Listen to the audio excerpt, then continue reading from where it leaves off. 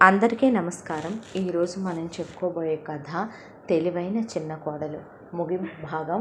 కథలోకి వెళ్ళబోయే ముందు మీరు కనుక మన ఛానల్ని ఫస్ట్ టైం చూస్తున్నట్లయితే తప్పకుండా మన ఛానల్ని లైక్ చేయండి, షేర్ చేయండి, సబ్స్క్రైబ్ చేయండి, బెల్ ఐకాన్ క్లిక్ చేసి ఆల్ అనే బటన్ని ప్రెస్ చేయడం మర్చిపోకండి. కథని ఎక్కడ స్కిప్ చేయకుండా వినండి. కథలోకి వెళ్ళబోయే ముందు దీని మొదటి భాగం ఆల్రెడీ అప్లోడ్ చేసి ఉంది. మీరు కనుక వినకపోతే ఒకసారి వెళ్ళి విని ఆనందించండి. స్టోరీ ఫస్ట్ పార్ట్ చాలా బాగుంటుంది, సెకండ్ పార్ట్ ఇంకా బాగుంటుంది. ఒక మధ్యతరగతి ఇల్లాలి గురించి, నాట్ ఓన్లీ ఒక ఇల్లాళ్ళ గురించి ఉన్నటువంటి స్టోరీ ఇదే. మనకి తెలియని విషయాలు కథల ద్వారా తెలుసుకునే మనం కూడా ఎంతో కొంత new life, new journey start చేయడానికి ఇవి తోడ్పడతాయేమో కదో. మరి కథని స్కిప్ చేయకుండా వినండి. కథలోకి వెళ్ళిపోదామా? ఆలోచిస్తున్న మహిమ ఆలోచనలకే అంతు చిక్కట్లేదు. రోజులు గడిచిపోవటం మొదలైంది. రోజుకి పరిస్థితులు దుర్భరంగా తయారవుతున్నాయి. ఒకవైపున అర్జున్ ఆరోగ్యం పాడవుతోంది. బావగారు దిగులతో మనిషి సగానికి కుంగిపోయాడు. వీళ్ళని చూస్తూ అత్తామామల పరిస్థితి అధ్వాన్నంగా తయారైపోయింది. మరొక వైపున చూస్తే అర్జున్కి వర్క్ ప్రెషర్ పెరిగిపోయింది. ఓవర్ టైములు చేస్తూ మనిషి చేతికి అందేలాగా లేడు. ఒకవైపున పోనీ అలాగనుకున్నా వచ్చే జీతం దేనికి సరిపోవట్లేదు. తందే ఇంటద్దెకి కరెంటు బిల్లుకే సరిపోతుంది. పెద్ద ఆడపడుచుదే ఆల్రెడీ ఇంటర్మీడియట్ కంప్లీట్ అయిపోయి కూడా 1 year అయ్యి రెండో ఆడపడుచుది కూడా ఇంటర్మీడియట్ కంప్లీట్ అయిపోతుంది. ఏం చేయాలో ఏంటో పెద్ద ఆడపడుచు పరిస్థితి చూస్తే ఎటు కాకుండా అయిపోయింది. ఏంటి భగవంతుడా అని ఆలోచిస్తూ ఒక రోజున భార్య భర్త ఇద్దరు ఆఫీసుకు వెళ్ళి వస్తూ ఉండగా సందు చివరన బడ్డీ కొట్టు కొట్టు తీసేయటం చూసింది మహిమ. చూసి వాళ్ళ దగ్గరికి వెళ్ళి ఏంటి షాప్ తీసేస్తున్నారా అని అడిగితే, ఏనాడోనమ్మా 30 ఏళ్ల క్రితం బతుకు తెరువుకని ఇక్కడికి వచ్చాం. ఈ కొట్టే మాకు అన్నం పెట్టిందే. ఈ కొట్టు మీద 4 రూపాయలు పోగు చేసి కష్టపడేనమ్మా. ఇక నీకు తెలియందేముంది చెప్పు. దాంతోనే మా పిల్లల్ని చదివించుకున్నాం. పిల్లలు సిటీల్లో స్థిరపడ్డారు. వాళ్ళకి గవర్నమెంట్ ఉద్యోగాలు వచ్చినాయి. మమ్మల్ని ఈ చాకిర్లు వద్దు, వచ్చి వాళ్ళ దగ్గర ఉండమంటున్నారు. దాంతోనే వెళ్ళిపోతున్నామమ్మా అని చెప్పారు ఆ బడ్డీ కొట్టు వాళ్ళు. తను కాపురానికి వచ్చిన ఈ సంవత్సర కాలంగా చూస్తూనే ఉంది. వాళ్ళ దగ్గర ఇంట్లో వాళ్ళకెవరికి సిగరెట్లు, బీడీలు అలవాటు ఉండవు. కానీ అత్తగారు ఎప్పుడైనా పచ్చిమిరపకాయలో, అల్లమో, లేదంటే కనుక ఎప్పుడైనా కూల్ డ్రింక్స్ కావాలంటేనో, లేదు ఏదైనా బాబుకి లేస్ లాంటివి తీసుకురావాలి అంటేనో, ఆడపడుచులు పెన్నులు లాంటివి కొనుక్కోవాలంటేనో, ఎప్పుడైనా ఆడపడుచులు ఏదైనా అప్పటికప్పుడు దోశలు పోసి పెట్టమంటే దోశల పిండనో, పాలు, పెరుగు అన్నీ దొరుకుతాయి అక్కడ. ఇక దాంతో తడుక్కున ఒక ఆలోచన మెరిసినట్టు అనిపించే ముందు ఆ ఇల్లుగల్ల వాళ్ళ దగ్గరికి వెళ్ళి, ఆంటీ ఈ షాపు మీరు వేరే ఎవరికైనా మాటిచ్చారా, ఇచ్చేస్తున్నారా అని అడిగింది. అడిగితే లేదు నాన్న, వీళ్ళు ఈ రోజేగా ఖాళీ చేస్తున్నారు అంటే, మీరేమీ అనుకోనంటే గనక నా కోసం ఈ షాపుని మీరొక్క 4 రోజులు ఆపుంచగలుగుతారా అనేసరికి, అలాగేనమ్మా, మేము పెట్టంగానే ఏమైనా వచ్చి తీసుకుంటారా?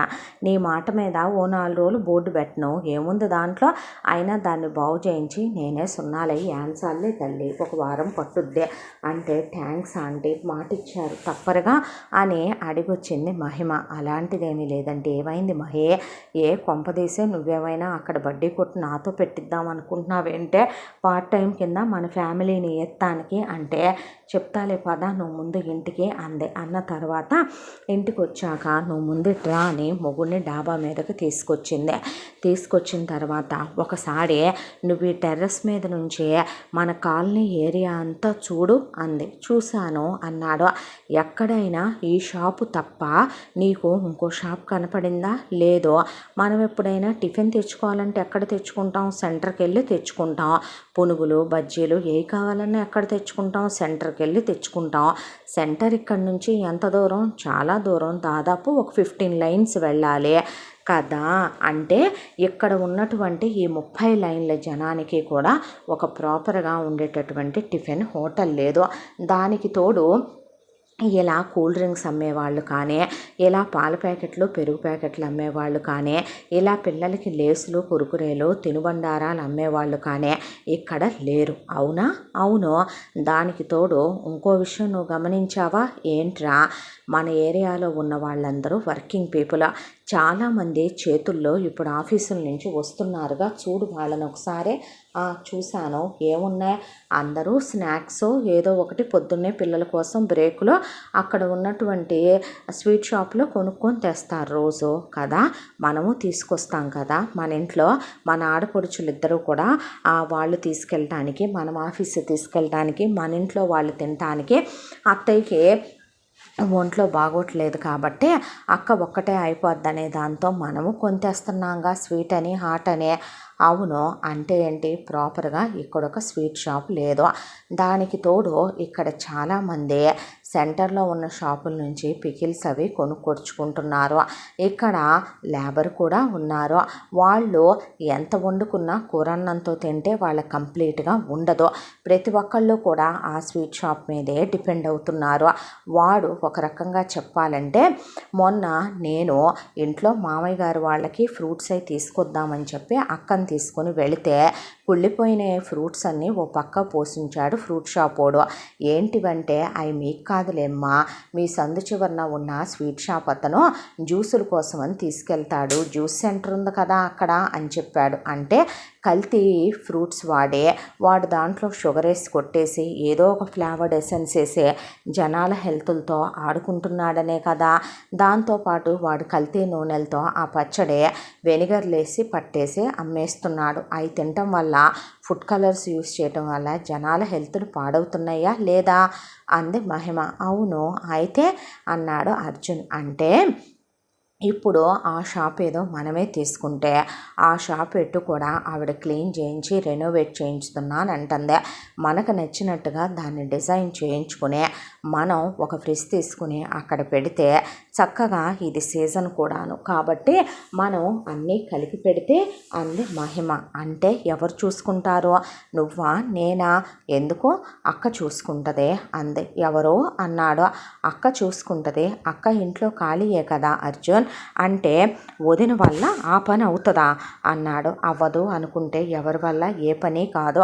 అక్క కూడా డిగ్రీ చదువుకుంది కదా అని కిందకి నువ్వు ముందు రా అని చేయి పట్టుకొని తీసుకొచ్చి మామగారు ఇలా బడ్డీ షాప్ ఉంది కదా తీసేస్తున్నారంట. అవునా అమ్మా అన్నాడు శేఖర్రావు. 30 ఏళ్ళుగా అలవాటైపోయారు, వెళ్ళిపోతున్నారా అంది లక్ష్మి. అంటే వాళ్ళు ఇలా సెటిల్ అయ్యారంట, ఇలా వెళ్ళిపోతున్నారంట అన్న తర్వాత నాకు ఒక ఐడియా ఉంది బావగారు అంది. అంటే ఏంటమ్మా అని అందరూ ఒకసారి రెండని అసెంబ్లీ చేసి మధ్యలో కూర్చొని ఇప్పుడు మన కాలనీలో మనకి దాదాపు 30 సందులు ఉన్నాయి. ఈ 30 సందుల్లో కూడా టిఫిన్ హోటల్ లేదు, ఈవినింగ్ స్నాక్స్ లేవు, అలాగే పిండి వంటలు పచ్చళ్ళు కారాలు అమ్మేవాళ్ళు లేరు, పాల ప్యాకెట్లు పెరుగు ప్యాకెట్లు దొరకవు, పిల్లలకి తినుబండారాలు దొరకవు.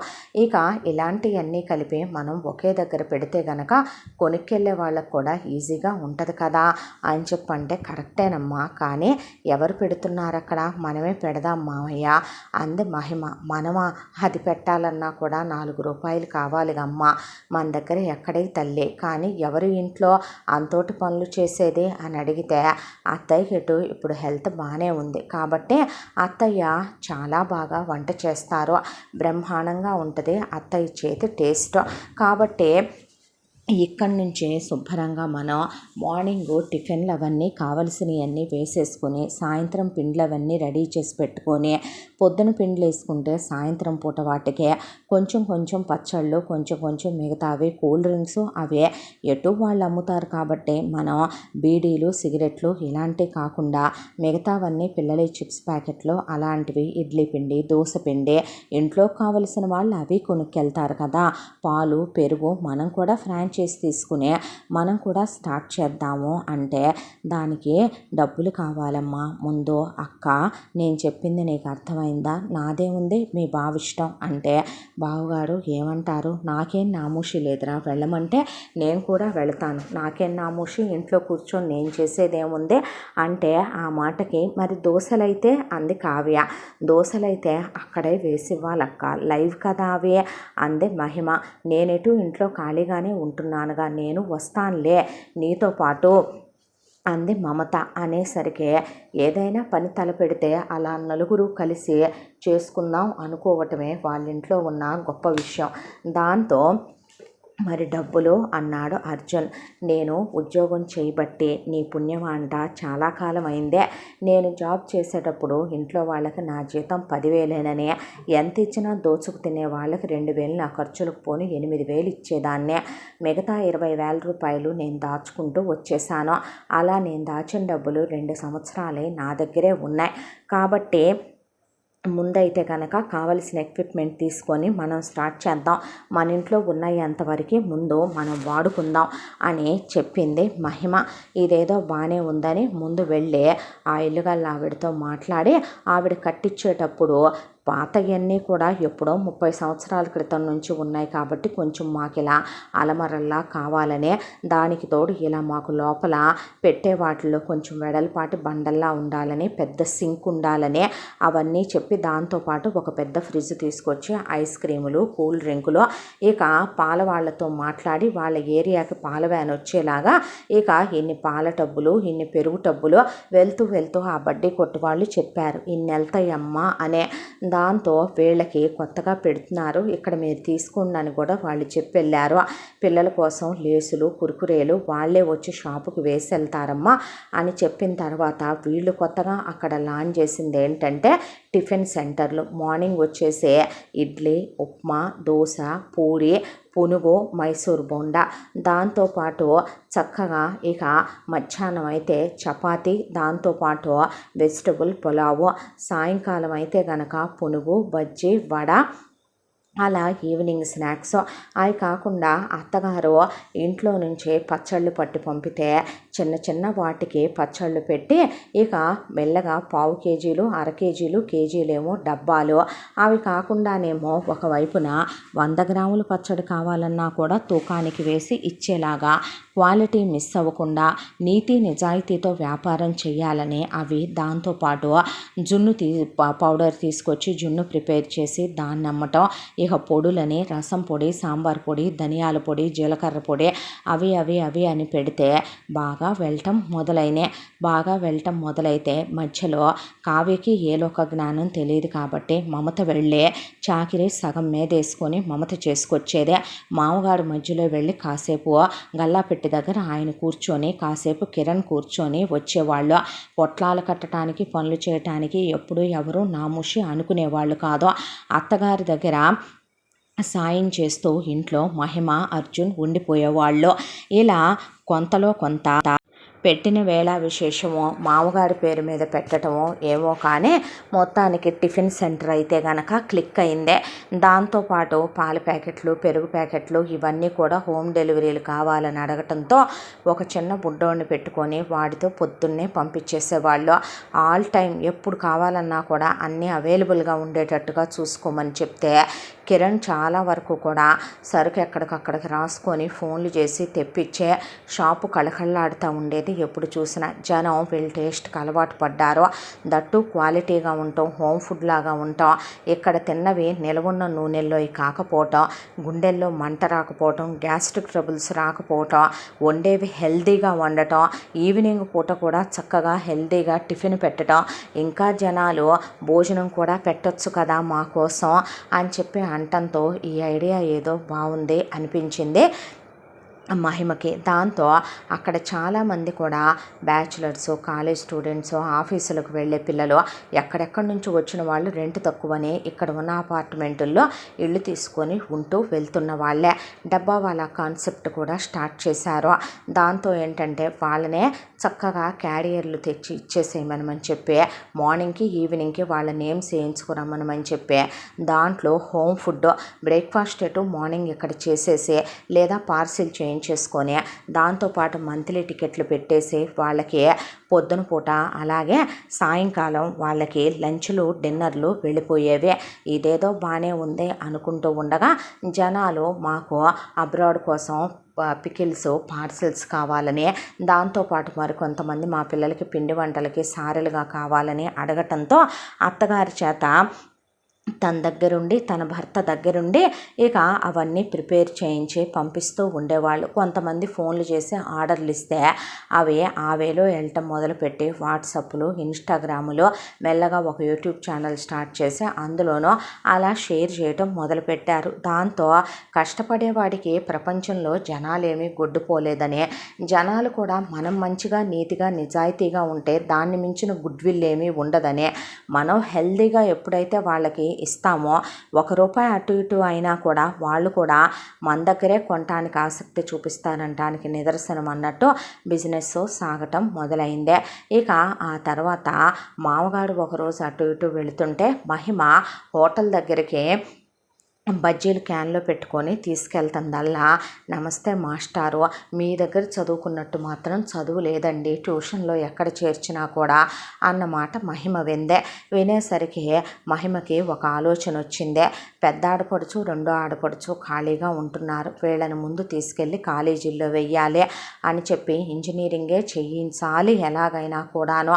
ఆడపిల్లల్ని ఖాళీగా ఉంచకూడదు, వాళ్ళ కాళ్ళ మీద వాళ్ళు ఆధారపడి బ్రతికేలా ధైర్యాన్ని తెగువ ఇవ్వాలి వాళ్ళకు ముందు అనిపించే ముందు ఒకే ఒక్క పని వెళ్ళి ఇద్దరికి చెరొక అడ్మిషను తీసుకుని ఇద్దరు ఒకేసారి చిన్నమ్మాయిది కూడా అయిపోయింది కాబట్టి ఒకే క్లాసులో ఇద్దరిని కలిపి ఇంజనీరింగ్లో పడేసి వచ్చింది.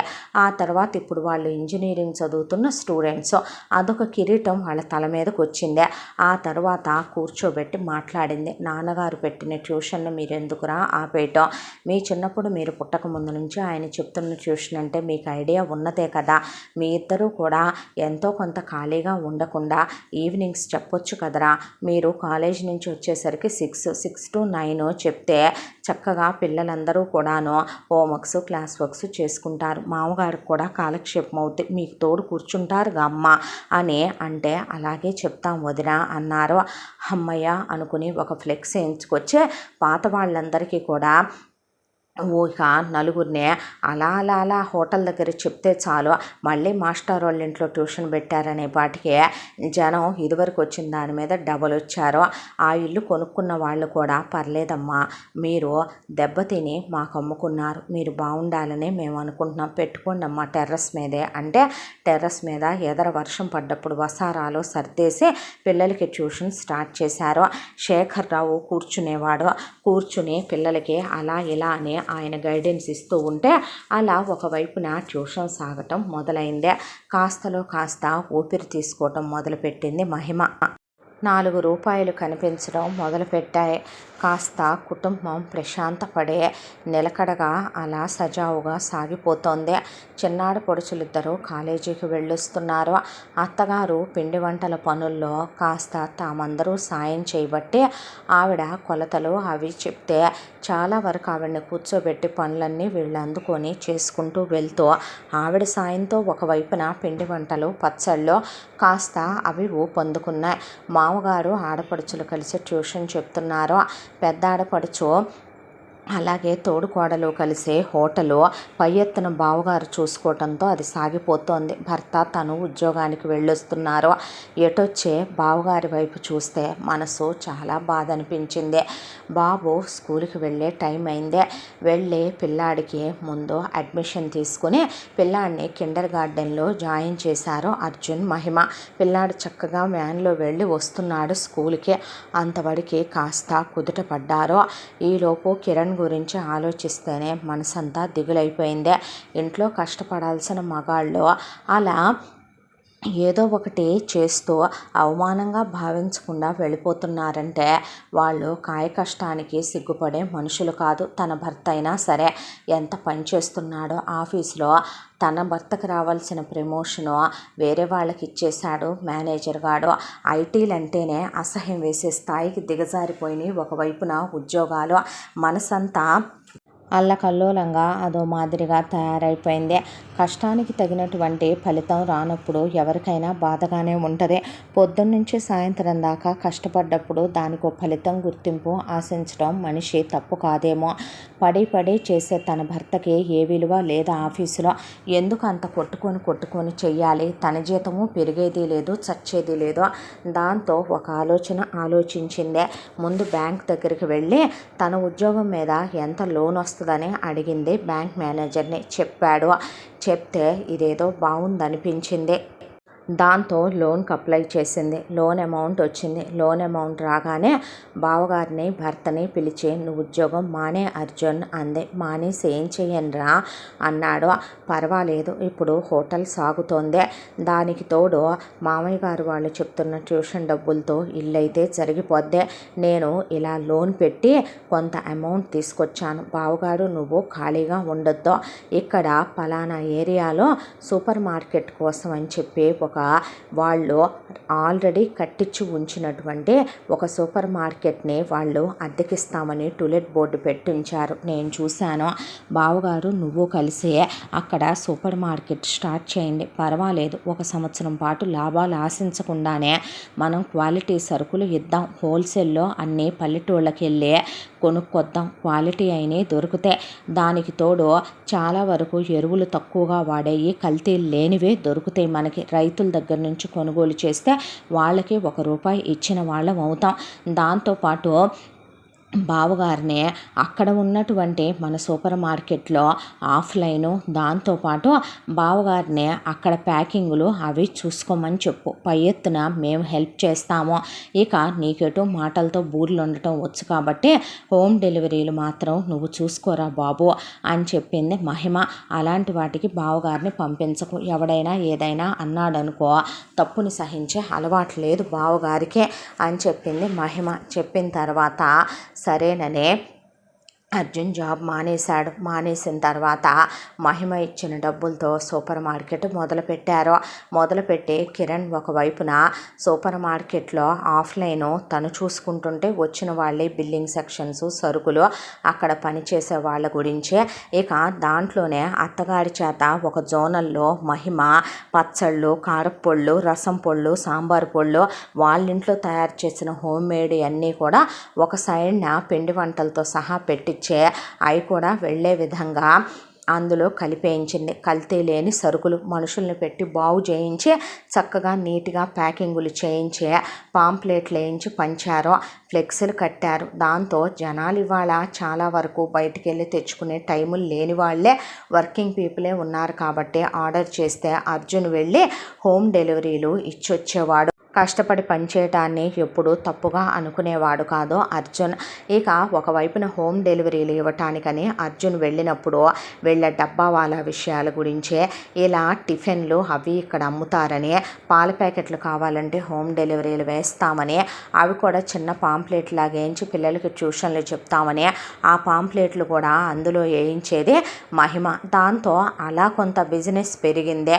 ఒకవైపున అర్జున్ వాళ్ళవి ఎక్కడెక్కడికైతే సరుకులు వెళ్తున్నాయో ఆ ప్రతి చోట కూడా అర్జున్నే బాగున్నాయి బాబు, కల్తీ లేకుండా అమ్ముతున్నారు, కందిపప్పు ఇట్టే ఉడికేస్తుంది, బియ్యం మీ అలవాటు అయ్యాక వేరే వాళ్ళై తినలేకపోతున్నాం, క్వాలిటీ చాలా బాగుందయ్యా, మీ దగ్గర కొన్న ఫుడ్స్ అన్నీ హోమ్ ఫుడ్స్ లాగా ఉంటున్నాయి, ఇంట్లోనే తయారు చేస్తామండి మేమే అని అర్జున్ చెప్తే, మా అమ్మాయి పెళ్ళుందని, మా అబ్బాయికి పంచెల ఫంక్షన్ ఉందని, మా వారి బర్త్డే పార్టీ ఉందని, మా క్యాటరింగులు కావాలని ఇలా జనాలు అడగటం మొదలుపెట్టారు. అయితే ఈ సంవత్సర కాలంగా కూడా కిరణ్, అర్జున్ కష్టపడటం అయితేనేమి బిజినెస్ బాగానే క్లిక్ అయి ఊపందుకుందే. అర్జున్ కూడా ఇప్పుడు ఆన్లైన్ వెళ్ళే తీరిక లేక ఆఫ్లైన్ చూసుకుంటున్నాడు. ఒక కుర్రాన్ని పెట్టుకొని వాడికి ఒక సెకండ్ హ్యాండ్ స్కూటీ ఇచ్చి వాడి చేత డెలివరీలు చేయించి చాలా బాగా మాట్లాడేలా వాడికి ట్రైనింగ్ ఇచ్చాడు అర్జున్. ఎంత దాంట్లో కిరణ్ మర్చిపోయింది ఏంటంటే మహిమకి తను లోన్ డబ్బులు ఎలాగైతే తీసుకొచ్చిందో ఆ డబ్బుల్ని అలాగే కట్టేయాలని, వచ్చిన వాటిల్లో లాభం తీసి మహిమకి ఇచ్చి కట్టేయమని ముందు 2 సంవత్సరాల్లో లోన్ కూడా క్లియర్ అయిపోయింది. ఆ తర్వాత జనం క్యాటరింగ్ అని అడగటంతో మహిమ ఇక జాబ్ మానేసి అత్తగారు తోడుకోడలు ఆడపడుచులు తను ఉన్నారు కాబట్టి ఇంకొక ఇద్దరిని చేతి కింద పెట్టుకొని క్యాటరింగ్లు స్టార్ట్ చేశారు. డబ్బా వాళ్ళ ఇంకా పెంచారు. దాంతో బిజినెస్ ఊపందుకొని ఇక చిన్న చిన్న ఫంక్షన్లకి 50 మంది 25 మంది దగ్గర మొదలుపెట్టే 500-600 మంది 5,000 మంది వరకు కూడా క్యాటరింగ్లు వెళ్ళే లెవెల్కి వెళ్ళిపోయారు ఒక సంవత్సర కాలంలో. ఎంత దాంట్లో కూడా మమతతో ఒక దిగులైపోయింది. ఒక్కొక్కళ్ళే ఒకవైపున బాబు స్కూల్కి కూడా వెళుతున్నాడా, ఇక పిల్లాడి క్లాసులు కూడా పెరిగినాయి. ఆడపడుచులు కూడా 3rd ఇయర్కి వచ్చేసారు. ఒకవైపున చూస్తే ఎక్కడ వేసిన గొంగళన్నట్టు ఒక్క ఆడపడుచు లైఫే అయిపోయింది. మొగుడు బావ సెటిల్ అయిపోయారు. తను అత్తగారు బిజీ అయిపోయారు. మామగారు ఆడపడుచులతో ట్యూషన్లో కూర్చుంటున్నారు. ఆడపడుచు సంగతి ఏంటో అర్థం కాలేదు. దాంతో మావయ్య ఈయన్ని తీసుకొని నేను ఒకసారి వెళ్ళి మాట్లాడొస్తాను, ఏమంటారో అంది మహిమ. వెళ్ళమ్మా, పెద్దోడిని తీసుకెళ్ళినా ఆ పని తేలదులే, నువ్వు వెళ్తేనే ఆ పని తేలుద్ది, వెళ్ళిరా అన్నాడు శేఖర్రావు. అన్న తర్వాత మహిమ వెంట పెట్టుకొని వెళ్ళింది అర్జున్నే శరత్ వాళ్ళ ఇంటికి. వెళ్తే అమ్మ కొడుకు అక్క చెల్లెళ్ళు అన్నదమ్ములు మొత్తం కాళ్ళ మీద కాళ్ళు వేసుకొని ఓ బెటాలియన్ని పిలిపించి కూర్చోబెట్టి, ఎక్కడ పట్టుకొచ్చావురా దీన్ని, కత్తిలాగుందే, ఏమన్నా ఫిగర్లే, సూపర్గా ఉంది, ఏంటి ఇంకా పిల్లల్ని కంటలేదో, ఇది కూడా గొడ్డు ముద్దేనా అని అడిగాడు శరత్.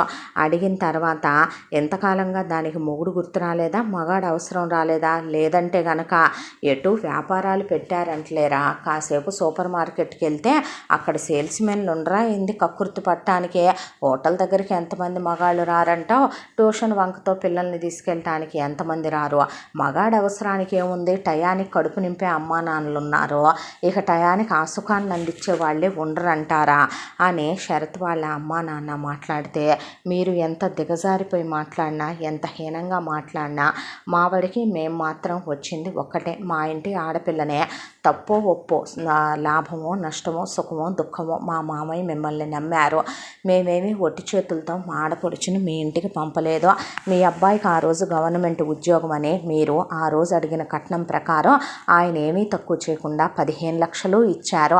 ఆ తరువాత మీరు కొట్టి తిట్టి పంపించిన మీ మీద కేసు పెట్టగలిగి ఉండి కూడా ఆ మధ్యతరగతి తండ్రి మళ్ళీ 10 లక్షల రూపాయలు ఇచ్చి మీరు అడిగిన నానా మాటలు ఆయన కర్చీఫ్లో మూటగట్టుకొచ్చుకున్నాడే తప్ప మిమ్మల్ని ఆయన శపించిందే లేదో.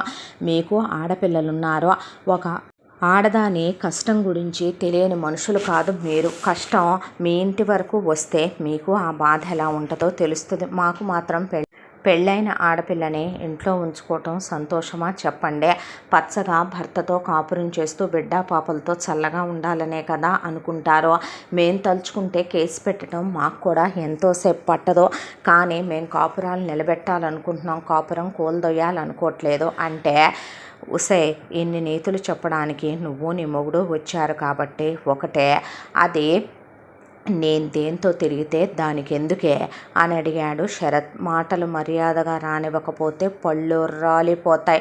ఆల్రెడీ మా అన్నయ్య కొట్టిని నీకు ఇంకా జాయింట్లు సెట్ అయినట్లేవో, ఇంకోసారి ఫోన్ చేస్తే విరిచేస్తాడు, ఇలాంటి ఎదవలకి పెద్దోడే కరెక్టరా, మనం కాదు అని అర్జున్ అంటే, నువ్వాగు అన్న తర్వాత, ఏంటి అంతగా నువ్వు పెట్టిపోయేది అనేసరికి లోపల నుంచి జుట్టు సర్దుకుంటూ చీర సర్దుకుంటూ ఆడవాళ్ళు 2-3 బయటకు వచ్చారు. నీకు ఒక విషయం వివరంగా చెప్తాను, అదే పిల్లల్ని కంటానికి పనికిరాదు, ఒక రకంగా చెప్పాలంటే అదేం పెద్ద ఫిగరో కాదో, గట్టిగా దాంతో ఒక 10 రోజులు కాపురం చేశాకే దాని మీద నాకు మొహం ముత్తేసిందే. నాకు శారీరక సుఖాన్ని ఇవ్వటానికి ఇలాంటి వాళ్ళు రోజుకు 10 మంది డైరెక్ట్గా ఇంటికే వస్తారు. నాకు గవర్నమెంట్ ఉద్యోగం ఉందే, నా స్థాయికి హోదాకి సరిపోయినటువంటి ఆడది అది కాదు, నాకు కోట్ల రూపాయలు కావాలి. మీరెటు ఇప్పుడు బిజినెస్లు పెట్టే ఉన్నారు కాబట్టి నేను ఇప్పుడు 50 లక్షలు ఇచ్చి దాన్ని పంపండి, ఆ తర్వాత 50 లక్షల తర్వాత మేము ఇవ్వక్కర్లేదా, అదేంటి అది 1 కోటికి పెరగొచ్చు 2 కోట్లకు పెరగొచ్చు, నేను అడిగినంత మీరు ఇవ్వకపోతే నేను దాన్ని ఏలుకోను. అది ఇక్కడికి రాగానే దానికి కడుపులు రావాలి, అది పిల్లల్ని కనాలి, గవర్నమెంట్ జాబ్కి రాయాలి, ఇప్పుడు మీరే లంచం పెట్టాలి, అది గవర్నమెంట్ ఉద్యోగం చేయాలి, జీతం మాకు తెచ్చివ్వాలి, ఇంటి పని వంట పని చెయ్యాలి, మా చెప్పు చేతల్లో మా కాళ్ళ దగ్గర పడి ఉండాలి, దానికి ఇంకొక ఆప్షన్ లేదు. ఆల్రెడీ నేను వాడేసిన తర్వాత అది కన్య అయితే కాదు కదా, నాతో పెళ్ళైన తర్వాత అది ఫస్ట్ హ్యాండ్ది కాదు కదా.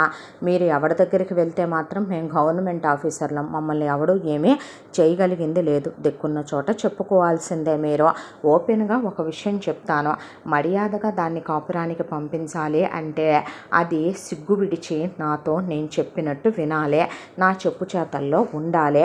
నేను వాళ్ళని తీసుకొస్తున్నాను వీళ్ళని తీసుకొస్తున్నాను అని అది ఇక్కడ ఎక్స్ట్రాలు చేస్తే నేను ఊరుకోను. నా ఇష్టం వచ్చినంత మందితో నేను తిరుగుతా తాగుతా, అది నా ఇష్టం. మా అమ్మ కొట్టిందనో మా అక్క తిట్టిందనో అదే అడ్డమైన కంప్లైంట్లు మీ దాకా మోసుకొస్తే నేను అస్సలు ఊరుకోను. వీటన్నిటికీ ఓకే అనుకుంటే కనుక దాన్ని కాపురానికి పంపండి, నో అబ్జెక్షన్. వచ్చి దాని ముక్కు నేలకు రాసి మా అందరి కాళ్ళు పట్టుకొని తప్పు అయిపోయిందని ఒళ్ళు బలిసి కండకావరంతోనే అదే ఇక్కడి నుంచి ఆ రోజు వెళ్ళి ఇప్పటి వరకు దాని అమ్మ బాబుల్ని ఒప్పించి అది తిరిగి రాలేదు. కాబట్టి ముందు అది ఎవరితోనో కళంకిత అవ్వలేదని, ఎవడు దాన్ని తాకలేదని, ఎవడు దాన్ని ముట్టుకోలేదని నేను ఒకసారి దాన్ని చెక్ చేసుకోవాలి. ఎలా అని అడిగింది మహిమ. ఎలా ఏముంది, దాన్ని ఏ విధంగా చెక్ చేస్తానో దానికి బాగా తెలుసులే, లాస్ట్ టైం వదిలిపెట్టి వచ్చినప్పుడు అన్న తర్వాత మా అమ్మ మా అక్కలు మా ఫ్యామిలీ మొత్తం కూడా చెక్ చేసి నాకు సర్టిఫికెట్ ఇచ్చిన తర్వాత అప్పుడే నేను దాన్ని ముట్టుకుంటాను అన్న తర్వాత నువ్వు లేరా అని అప్పటిదాకా కొట్టిన అర్జును పడేసి తుక్కు కింద కొట్టాడు శరత్ని.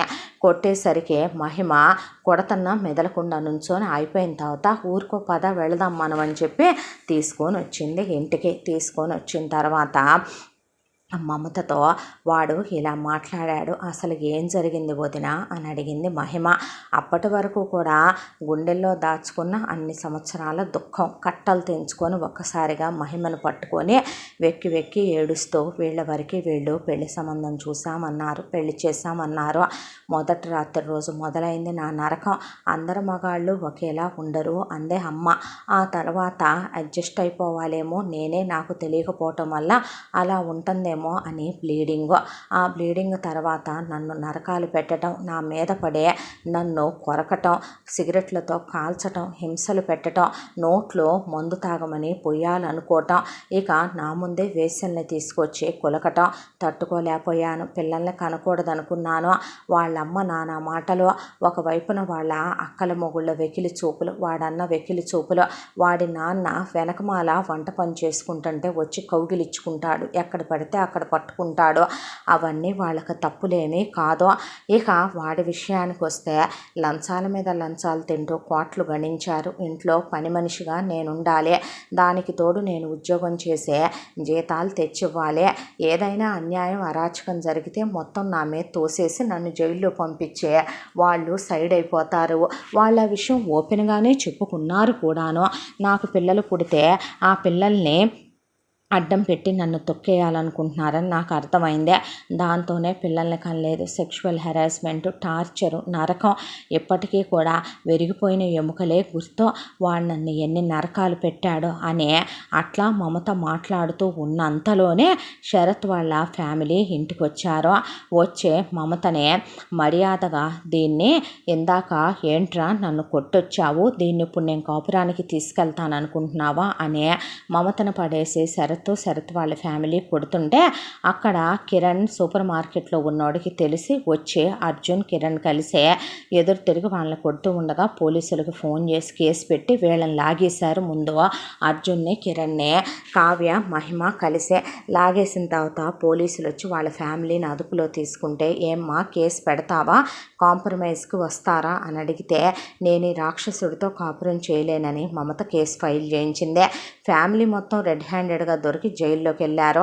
ఆ తర్వాత కోర్టులో కొట్టిని మొత్తం పురుగు అయినాయి. ఆ అమ్మాయికి ట్రీట్మెంట్ చేసిన డాక్టరు ఇలా ఎముకలు విరక్కొట్టారని, నేనే ట్రీట్మెంట్ చేశానని ఆయన కూడా నివేదిక సమర్పించాడు. దాంతో మమతకి డివోర్స్తో పాటు 1,25,00,000 ఎలిమని, వీళ్ళిచ్చిన 25,00,000 కట్నం డబ్బులు మొత్తం వెనక్కి వచ్చాయి.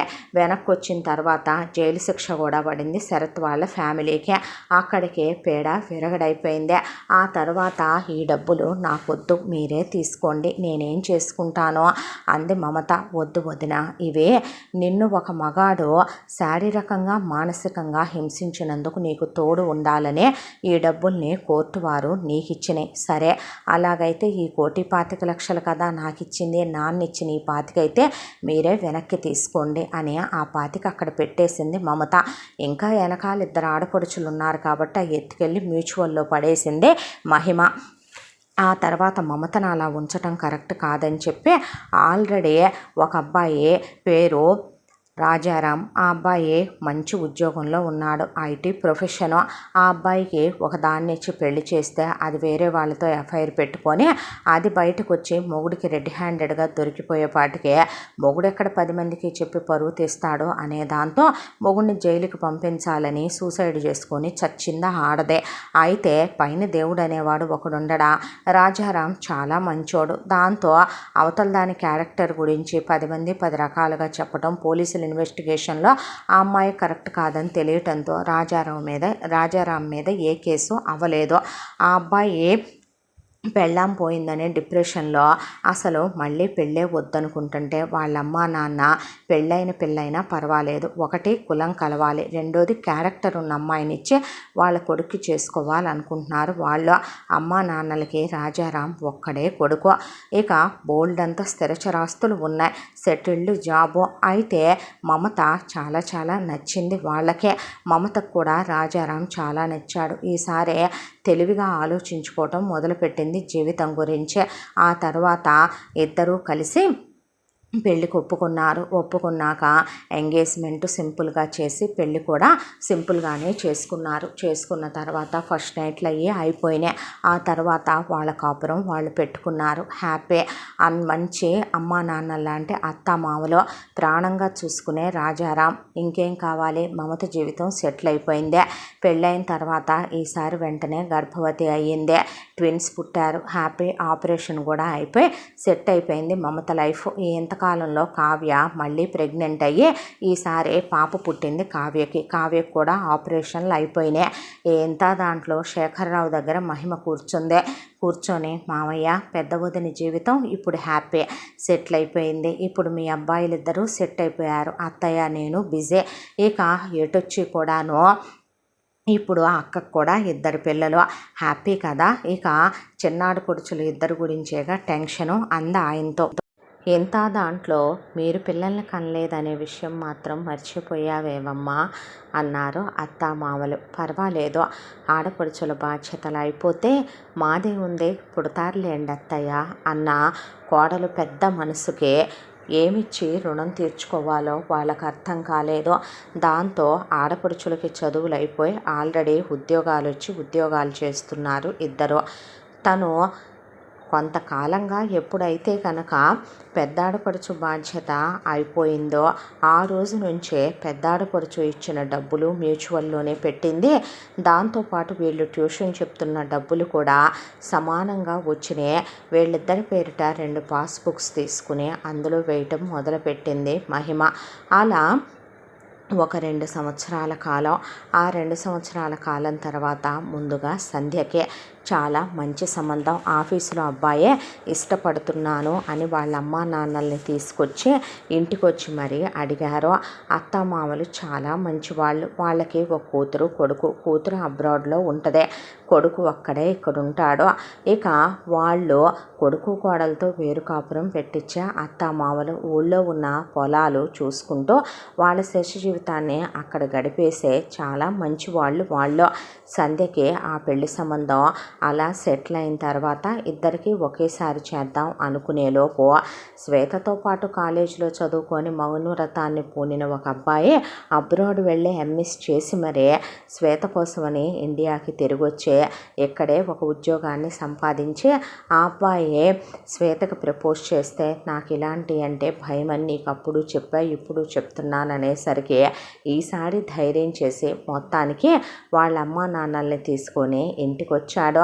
ఆ అబ్బాయి గురించి చెప్పాలంటే అమ్మా నాన్నలకి వాళ్ళిద్దరూ కొడుకులు.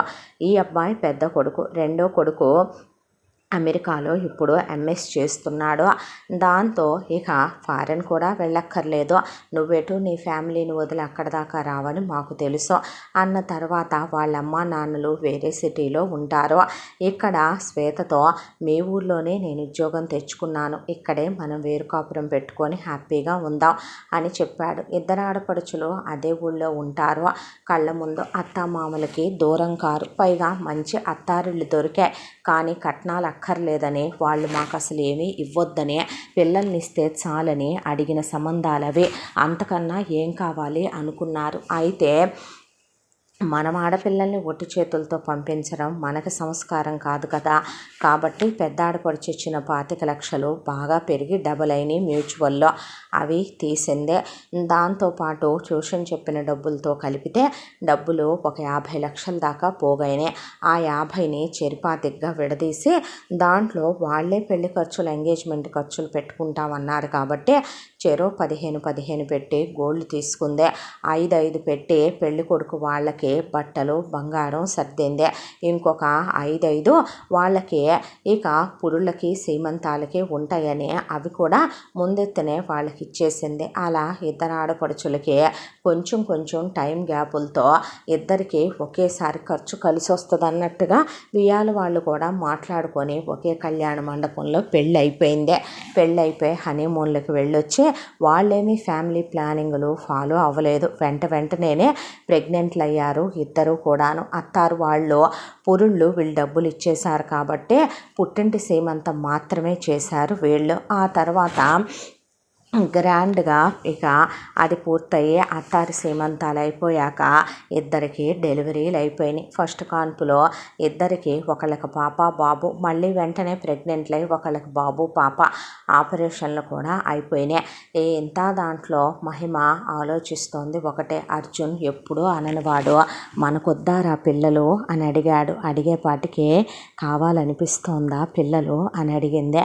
మన పెళ్ళై ఎన్ని సంవత్సరాలు అయిందో కూడా మర్చిపోయావు మహి నువ్వు అన్నాడు. అంటే కరెక్టే, కానీ నువ్వే ఒకరోజు అన్నావు గుర్తుందా, అమ్మా నాన్నలు స్టేబుల్గా ఉండే లైఫ్ ఇవ్వలేనప్పుడు, పిల్లలకి సెక్యూర్ లైఫ్ ఇవ్వలేనప్పుడు పిల్లల్ని భూమి మీదకి తీసుకురాకూడదు అని. ఆ విషయంలో నువ్వు నేను ఇద్దరం పెయిన్ ఫేస్ చేసిన వాళ్ళమే కాబట్టే పిల్లలకు ఒక సెక్యూర్ లైఫ్ ఉండాలి. ఇంతవరకే ఈ ఉండే ఇల్లు మనది కాదు అర్జున్, అది మర్చిపోయావు నువ్వు అన్నాక అప్పుడు జ్ఞాపకం వచ్చింది, నిజమే ఇది అద్దిల్లే కదో అన్న తర్వాత ఇంకొక 5 సంవత్సరాలు లేదా 3 సంవత్సరాలు టైం తీసుకుందాం అందే. ఏరా అన్న తర్వాత ముందు సూపర్ మార్కెట్ ఓన్గా పెట్టుకోవాలి అంటే ఒక ల్యాండ్ ఆల్రెడీ చూసించాను. ఆ ల్యాండ్ కొనుక్కొని అక్కడ సూపర్ మార్కెట్ కోసం ఒక గోడౌన్ పెట్టి ఇప్పటివరకు ఒక అంతస్తులో ఉన్న మన సూపర్ మార్కెట్ని 3 అంతస్తులకి పెంచాలి అందే. అలాగే అన్నాడు. అలా ఫస్ట్ ఓన్ సూపర్ మార్కెట్ వెలిసిందే. అలా ముందు భర్తని బావగారిని పర్మనెంట్గా అందులో సెటిల్ చేసేసిందే. అయిపోయిన తర్వాత ఇప్పుడు నెక్స్ట్ ఆడపడుచుల దారిన ఆడపడుచులు వెళ్ళిపోయారు. తోడుకోడలు ఇక ఒక్కటే అక్కడే రన్ చేస్తోంది ఇంకా పాతింటి దగ్గర. ఇలా కాదని చెప్పేసి తోడుకోడలతో కూడా ఏదైనా సెక్యూర్డ్గా ఒకటి పెట్టించాలి అనే దాంతో అత్తగారితో కూడా ఒకటి పెట్టించాలి.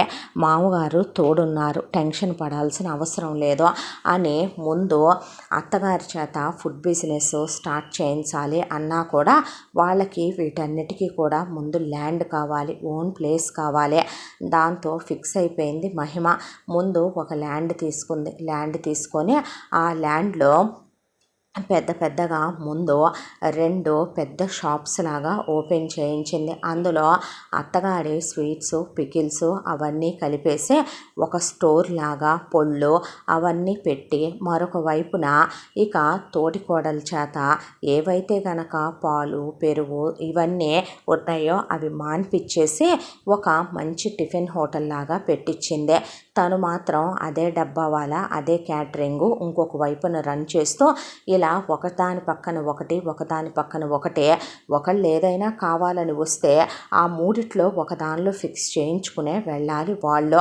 ఇలా హ్యాపీగా ముగ్గురు కూడా బిజినెస్లు రన్ చేసుకోవటం, దట్టు ఓన్ ప్లేసు. ఇప్పుడు వాళ్ళని ఎవరు కదిలిచ్చే వాళ్ళు లేరు. పై ఎత్తున మామగారు ఉన్నాడు, ధైర్యంగా చేసుకుంటున్నారు ఆడవాళ్ళైనా. వీళ్ళని చూసి పెద్ద ఆడపడుచు ఎందుకు ఖాళీగా ఉండాలి అనే దాంతో బ్యూటీ ట్రైనింగు నేర్చుకొని బ్యూటీ పార్లర్ పెట్టుకుందే. మిగతా 2 ఆడపడుచులు ఆల్రెడీ అంతకుముందు ట్యూషన్స్ చెప్పే ఉన్నారు కాబట్టి ఒక అమ్మాయి బీటెక్ పిల్లల దాకా ఇంట్లో ఉండి ట్యూషన్ చెప్తుండే, ఇంకొక అమ్మాయి ఎందుకు ఖాళీగా ఉండాలి నేను మాత్రం అని బోటిక్ పెట్టుకుందే. ఇలా ఎవరి వరకు వాళ్ళు ఎప్పుడైతే కష్టానికి అలవాటు పడ్డారో ఆడవాళ్ళు ఖాళీగా ఉండకుండా ఏదో ఒకటి చేసుకోవటం మొదలుపెట్టారు. కూర్చొని తింటే కొండలైనా కరిగిపోతాయి. ఒక మగాడు కష్టపడాలి, కరెక్టే. అదే మగాడిని మనం ఏ అవసరం వచ్చినా కూడా మన పెళ్లి రోజు ఉందే, మన పెళ్లి రోజుకి నువ్వు ఒక చీర కొను అని అడగటం వరకు కరెక్టే. కానీ నీకు ఈ ప్యాంటు షర్టు తీసుకోవాలి, డబ్బులు ఇవా అని అడగటం అంటే మనం కూడా వాళ్ళని చెయ్యి కిందకి చాచి అడగటమే కదా. ఆడవాళ్ళు డిపెండెంట్గా ఉండకూడదు, ఇండిపెండెంట్గా ఉండాలి అనుకునే అమ్మాయిల్లో తను కూడా ఒకటే. అలా మొత్తానికి ఒక్కొక్కటి సెటిల్ చేసుకుంటూ వచ్చాక ఒక ల్యాండ్ తీసుకున్నారు. ల్యాండ్ తీసుకుని అందులో చాలా విశాలంగా కింద పైన 2 అంతస్తులు వచ్చే విధంగా, పైన పెంట్ హౌస్ వచ్చే విధంగా ఇల్లు కట్టుకున్నారు. ఆ ఇల్లు వాళ్ళెవరికి అద్దెలకు ఇవ్వలేదు. ఇల్లు మొత్తం వాళ్ళే వాడుకోవటానికని పెద్ద పూజ గది, హాలు విశాలంగా ఉండేలాగా ఇల్లు కట్టించుకొని గృహప్రవేశం చేసుకొని ఇంట్లోకి వెళ్ళిపోయారు. బావగాడి పిల్లలిద్దరూ స్కూల్కి వెళుతున్నారు. వాళ్ళకు ఒక సెక్యూర్డ్ లైఫ్ కావాలి.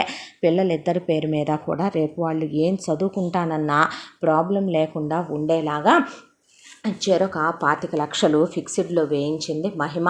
అంతవరకు హ్యాపీ. ఆ తర్వాత ఇక కార్లు కొనుక్కున్నారు. 2 కార్లు, బావగారికి ఒకటే, వాళ్ళకి ఒకటే.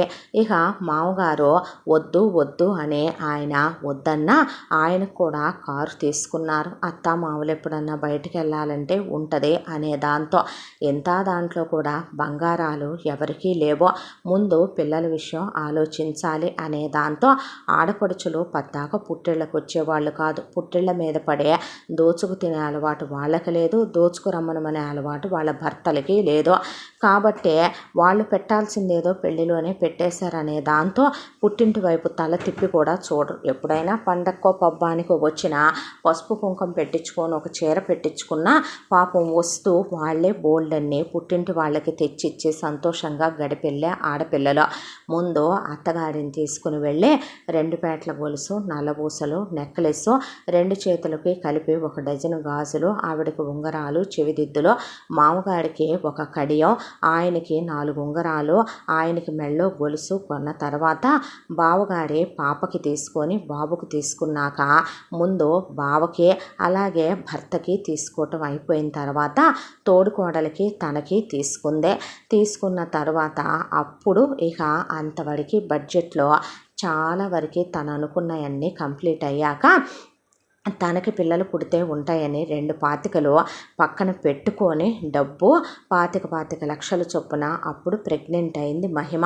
కోడల్ని కాలు కింద పెట్టనివ్వకుండా అత్తగారు అమ్మల, మామగారు నాన్నల, తోడుకోడలు తోబుట్టువుల, ఆడపడుచులు వచ్చి సరదాగా కబుర్లు చెప్తూ పిల్లలతో సంతోషంగా ఉంటూ, భర్త అన్నీ తానే చూసుకుంటూ, బావగారు ఒక అన్నలా ఉంటూ, ఎవరూ లేని అనాథం ఉండవి నువ్వు, దిక్కులేని దానివే అన్న మహిమకి ఈ రోజున అన్నలున్నారు, తమ్ముళ్ళున్నారు, బావగారున్నారు, అత్తమామలున్నారు, అందరూ ఉన్నారు. సంతోషంగా పుట్టింటి సీమంతం, అత్తింటి సీమంతాలు కూడా ఆడపడుచుల తరపు వాళ్ళు పుట్టింటి సీమంతం, అత్తగారి తరపు వాళ్ళు అత్తింటి సీమంతం చేసి చక్కగా డెలివరీ అయ్యింది. మొదటి కాన్పులో బాబు, రెండో కాన్పులో పాప పుట్టారు. వీళ్ళ పిల్లలకు కూడా పుట్టంగానే గోల్డ్ కంప్లీట్ చేయించేశాడు శేఖర్రావు. ఇద్దరు పిల్లల పేరున చెరో 25 లక్షలు ఫిక్స్డ్లో కూడా వెళ్ళిపోయినాయి. పిల్లల్ని ఒకవైపున కేర్ టేకర్ని పెట్టి పిల్లల్ని చూసుకుంటూ బిజినెస్ని ఆపకుండా రన్ చేసుకుంటూ వచ్చేస్తోంది మహిమ. హ్యాపీ. పొద్దున్నే లేస్తే చక్కగా అత్తగారు, మామగారు ఆరోగ్యంగా ఉన్నారు. వాళ్ళకు వచ్చినటువంటి హెల్త్ ప్రాబ్లమ్స్ ఏమీ లేవు. సుఖంగా, సంతోషంగా కడుపు నిండా తింటున్నారు, కంటి నిండా నిద్రపోతున్నారు. ఆ భగవంతుడిచ్చినటువంటి జీవితానికి ఒక సార్థకత లభించింది. ఇప్పుడు దేనికి లోటు లేదు. ఇక శేఖర్రావు జాగ్రత్త పట్టం మొదలుపెట్టాడు. ఒకానొక రోజున రూపాయి బడ్జెట్ వేసుకొని సంసారం గడిపాడు ఆయన. చిన్న కొడుకును పక్కనే కూర్చోబెట్టుకొని అదే బడ్జెట్ వేటు నేర్పించాడు ఆయన. చిన్న కొడుకు, చిన్న కోడలే లేకపోతే ఈరోజు ఈ సంసారం విచ్ఛిన్నమైపోయేదే, అధోగతి పాలైపోయేదే. ఎవరి దారిన వాళ్ళు తెగిన గాలిపటాలు అయ్యేవాళ్ళు, ఎంగిలి విస్తరాకుల్లా కొట్టుకుపోయేవాళ్ళు. రాబోయే తరాలకు ఆ గతులు పట్టకూడదు అనుకున్నాడు ఆయన. దాంతోనే కొడుకుల సంపాదన బాగా వస్తోంది, రాబడే. కోడళ్ళు కానీ, భార్య కానీ కష్టపడుతున్నారు. ఇలాంటి సందర్భంలోనే రూపాయి జాగ్రత్త చేయాలి అనే దాంతో ఒక ల్యాండ్ తీసుకొని ఒక 20 షాపులు కట్టించి అద్దెకిచ్చే, అలాగే మరొక ల్యాండ్ తీసుకొని ఒక 20 పోర్షన్లు ఇల్లు కట్టించి అద్దెకిచ్చే మెల్లగా పొలాల మీద పడ్డాడు. ఇక 2 ఎకరాలు 3 ఎకరాలు వచ్చే లాభాన్ని బట్టి పొలాలను కొనటం మొదలుపెట్టాడు. అవి కాక మ్యూచువల్స్లో పిల్లల రిటైర్మెంట్లకు ఉంటాయని డబ్బులు దాయటం మొదలుపెట్టాడు. కిరణ్కి, అర్జున్కి. ఇలా మెల్లమెల్లగా ఆస్తులు పోగు చేయటం మొదలుపెట్టాడు శేఖర్రావు. మహిమ పిల్లలు కూడా 5 సంవత్సరాలు వాళ్ళైపోయి స్కూళ్ళకు వెళ్ళటం కూడా మొదలు పెట్టేశారు. ఈ ఇంతలో ఆడపడుచుల పిల్లలు పెద్దవాళ్ళు అవ్వటం కూడా మొదలైంది. మామగారు ఆస్తులు ఎటు కూడబెట్టాడు కాబట్టి ఆ రోజు ఆడపడుచులకి ఏమీ ఇచ్చింది లేదు కాబట్టి ఇక ముగ్గురిని పిలిచి ముగ్గురికి తలా ఒక 25 లక్షలు ఒళ్ళో పెట్టారు. పసుపు కుంకుమ పెట్టేటప్పుడు మహిమ వాళ్ళు ఎందుకు ఇదంతా అంటే, భలే వాళ్ళేలే ఉండనివ్వండి అంటే, మీరే ఏదో ఒకటి ఇవ్వండి నాన్న, ఎందుకంటే ముగ్గురికి 3 ల్యాండ్లు కొని వాళ్ళ ముగ్గురు పేరు మీదే పెట్టేశాడు శేఖర్రావు. అల్లుళ్ళు అసలు ఏమీ మాట్లాడలేదు. వాళ్ళు నిజానికి ఆశించిన వాళ్ళు కాదు. ఆ తర్వాత వాళ్ళ పిల్లలకి బర్త్డే ఫంక్షన్లు మంచి చెడు అన్నా వెళ్ళినప్పుడు వీళ్ళు ఏదైనా గిఫ్ట్లుగా తీసుకెళ్ళటం తప్ప వాళ్ళు ఏ రోజు ఇది అది అని పుట్టింటి వైపు ఎదురు చూసింది కూడా లేదు. ఇలా సంతోషంగా జీవితాలు సాగిపోతున్నప్పుడే ఎవరి జీవితాల్లోకైనా తుఫానులో మనుషులు సృష్టించటానికి సిద్ధంగా ఉండి వాళ్ళని భగవంతుడు మన జీవితాల్లోకి పంపించే, మనం నిజంగానే మారామా, జీవితం విలువ మనకు నిజంగానే తెలిసిందా, లేకపోతే మనం ఇంకా ఇదివరకట్లాగానే మన బ్రతుకునే 10 మంది చేతుల్లో పెట్టి అమాయకంగా మనం ఇంకా తిక్కలతనంగా ఉన్నామా అనేది మన తెలివితేటల్ని, అసలు మనలో ఎంత తెలివితేటలు ఉన్నాయనేది ఆయన పరీక్షించే సమయం ఒకటి వస్తుంది. అందులో ఒకటి కావ్య వాళ్ళ నాన్న చనిపోవటం. కావ్య వాళ్ళ అమ్మనే ఇక బంధువులు, చుట్టాలు అందరూ కలిసి కావ్యకి ఒక అన్నయ్య ఉన్నాడు, వేరే ఊళ్ళో ఉంటాడు, ఆ అబ్బాయిని తీసుకెళ్ళమని చెప్పారు. తల్లిని కావ్య వాళ్ళ అన్నయ్య తండ్రి పోయిన తర్వాత తీసుకెళ్ళాడు. కావ్య వాళ్ళ అమ్మ చాప కింద నీరులాగా ఉండే అక్కడ వాళ్ళు భార్యాభర్తలు ఇద్దరూ ఉద్యోగం చేసుకోవాలి, లేకపోతే వాళ్ళకి జరుగుబాట్లేదు. ఆ అమ్మాయి స్కూల్ టీచర్గా పనిచేసి వచ్చి ఇంట్లో ట్యూషన్లు చెప్పుకుంటుంది. ఆ అబ్బాయి పాపం ప్రైవేట్ ఉద్యోగమే ఐటీ సెక్టార్లో చేసుకుంటాడు. వచ్చిన తర్వాత ఖాళీగా ఉండకుండా ఇక 10th క్లాస్ నుంచి బీటెక్ వరకు పిల్లలకి ట్యూషన్లు చెప్పుకుంటాడు. వాళ్ళకి 2 పిల్లలు. వాళ్ళు ఒకవైపున రూపాయి కూడబెట్టుకొని అవి పెట్టి వాళ్ళు ఒక స్థలం కొనుక్కొని వాళ్ళకి ఇల్లు కట్టుకొని దాంట్లో 4 పోర్షన్లు వేయించో దాంట్లో వాళ్ళుండి 3 పోర్షన్లు అద్దెకిచ్చుకొని, ఆ అమ్మాయిది ఆ అబ్బాయిది లవ్ మ్యారేజ్ కాబట్టి పుట్టింటి వాళ్ళు ఏమీ పెట్టకపోయినా వాళ్ళు వీళ్ళేమీ ఇవ్వకపోయినా ఏమీ ఆశించకుండా వాళ్ళ కష్టార్జితాల మీద వాళ్ళు బ్రతుకుతున్నా కావ్య వాళ్ళ అమ్మకి కోడల మీద దాష్టికాలు చెలాయించాలనిపించింది, పెత్తనాలు చెయ్యాలనిపించింది. దాంతో కోడలు తన కింద కింద అణిగి ఉండట్లేదని, చెప్పు చేతల్లో ఉండట్లేదని ఆ అమ్మాయి పొద్దున్నే లేవంగానే హడావిడిగా పాపం ఒక టిఫిన్ వేస్తుంది. దోశలు పోస్తూ కూర్చోవటం, పూరీలు చేస్తూ కూర్చోవటం అవ్వదు కాబట్టి సేమియా ఉప్మానో లేదంటే ఇడ్లీనో ఏది ఫాస్ట్గా అయిపోతే ఆ టిఫిన్ పొద్దున్నే చేసి అత్తగారికి ప్లేట్లో పెట్టించి కాఫీ కలిపిస్తుంది. బట్టలకి మిషన్ ఉంది, ఇంట్లో పనమ్మాయి ఉంది, వంట అమ్మాయి చేస్తుంది. కావ్య వాళ్ళమ్మకి ఆవిడ ఏ పని చెప్పదు. హడావిడిగా వాళ్లే పాపం కావ్య వాళ్ళ అన్నయ్య పిల్లల్ని రెడీ చేసుకుంటే మొగుడు పెళ్ళాం హడావిడిగా ఆ అమ్మాయి స్కూటీ మీద పిల్లల్ని వేసుకొని ఆ అబ్బాయి బండి మీద వంటంతా చేసి అత్తగారికి డైనింగ్ టేబుల్ మీద సర్ది వాళ్ళు క్యారియర్లు తీసుకొని పరుగులు పెడతారు ఆఫీసులకే. ఆ తర్వాత సాయంకాలం వచ్చేటప్పుడు పిల్లలతో పాటు అత్తగారికి స్నాక్స్ తెస్తుంది. ఇంట్లో ఏసీలో కూర్చొని ఫ్యాన్ కింద టీవీలు చూడటమే, అంతకు మించి కావ్యమ్మ చేసేదేమీ లేదు. రాత్రికి వచ్చిన తర్వాత వాళ్ళు పుల్కాలే తిన్నా పిల్లల కోసం అన్నం వండుతూ అత్తగారు ఏం తింటానంటే అదే ఇవాళ నాకు దోశే కావాలి అని పట్టుపట్టే ఆ అమ్మాయి దోశలు పోస్తే నాకు దోశలు వద్దు ఇడ్లీ కావాలంటాం, ఇడ్లీ వేస్తే వద్దు గారెలు కావాలంటాం, గారె వేస్తే వద్దు పూరి కావాలంటాం.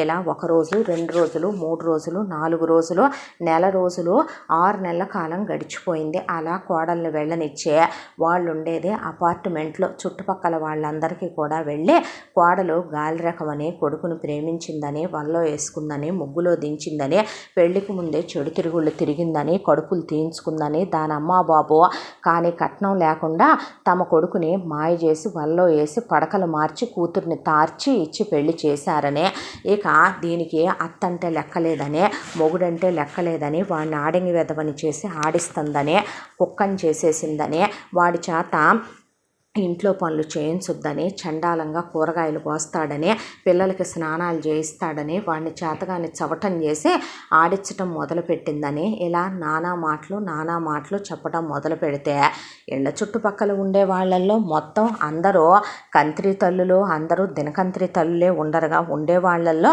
కాస్త మంచివాళ్ళు కూడా ఉంటారు కదా మనుషులన్న తర్వాత. అందులో ఒక ఆవిడ కావ్య వాళ్ళ వదిన్ని పిలిచి వాళ్ళ అన్నయ్యని పిలిచి మీ అమ్మ ఇలా ఇంటింటికి వచ్చి కూర్చొని చెప్తుందయ్యా, ఇదేమీ కరెక్ట్ పద్ధతి కాదు, ఇలా ఉండకూడదు అనేపాటికి కావ్య వాళ్ళ అన్నయ్యకి చాలా కోపం ఎక్కువ. ఇంట్లో గమనించడం మొదలుపెట్టాడు. కావాలని కావ్య ఏ పని చేసినా నచ్చలేదంటాం. ముఖ్యంగా వంట దగ్గర పద్దాకా కీచులాటలు పెట్టుకోవటం, పిల్లల్ని కొట్టడం. మీ అమ్మలాగా మీరు కూడా గాలి రకాల్లా తయారవ్వద్దు.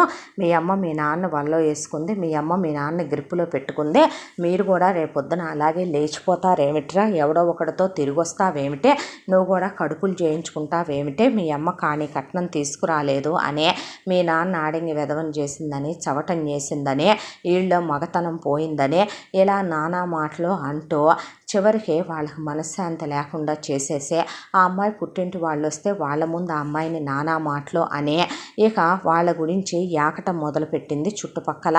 ఇది భరించలేనటువంటి కావ్య వాళ్ళ అన్నయ్య, ఏంటమ్మా ఇది తిన్నది అరగట్లేదా ఏంటి నీకు, ఇంట్లో కూర్చొని నాన్న నువ్వు ఇచ్చిన రూపాయి నాకు కానీ చెల్లికి కానీ ఏమీ లేదు, అత్తారింటికి వెళ్ళిన తర్వాత దాని తిప్పలు అది పడుతోంది, నా తిప్పలు నేను ఇక్కడికి వచ్చి పడుతున్నాను, ఏ రోజైనా నువ్వు ఏమైనా పెట్టలేదని నా భార్య అందా చెప్పు, అసలు ఎందుకు నువ్వు వచ్చావు, మహారాణిలా చూసుకుంటున్నావు, ఒక్క మాట అంటున్నామా అమ్మ, నవ్వుతూ ఎంత విసుగు చిరాకులో ఉండే నా భార్య నిన్ను పలకరిస్తుందే కానీ నీకిష్టమని మాకిష్టమని కూడా మేము తింటాం మానేసాం తెలుసా అమ్మ, మేము బయట నుంచి వస్తూ ప్రతిరోజు నీకు ఫోన్ చేసి నువ్వేం తింటావని అడిగి అవేగా అమ్మ తెస్తుంది నా పెళ్ళాం, ఎందుకమ్మా అలా చెప్తావు నువ్వు, అలా పాపం పోసుకుంటే నాశనం అయిపోతావు నువ్వు అనేసరికి వామ్మో వాయ్యో ఇంకేముంది, నా కొడుకు నాకు కాకుండా చేద్దామని సాడీలు చెప్తున్నావే, నువ్వు నాశనంగాను నువ్వు ఊడ్చుకుపోను, నీ పీనిగెల్లా నా కొడుకు ఎన్నడు విధం ఉండడవుతాడో, ఇంకో పెళ్లి చేస్తాను వాడికి,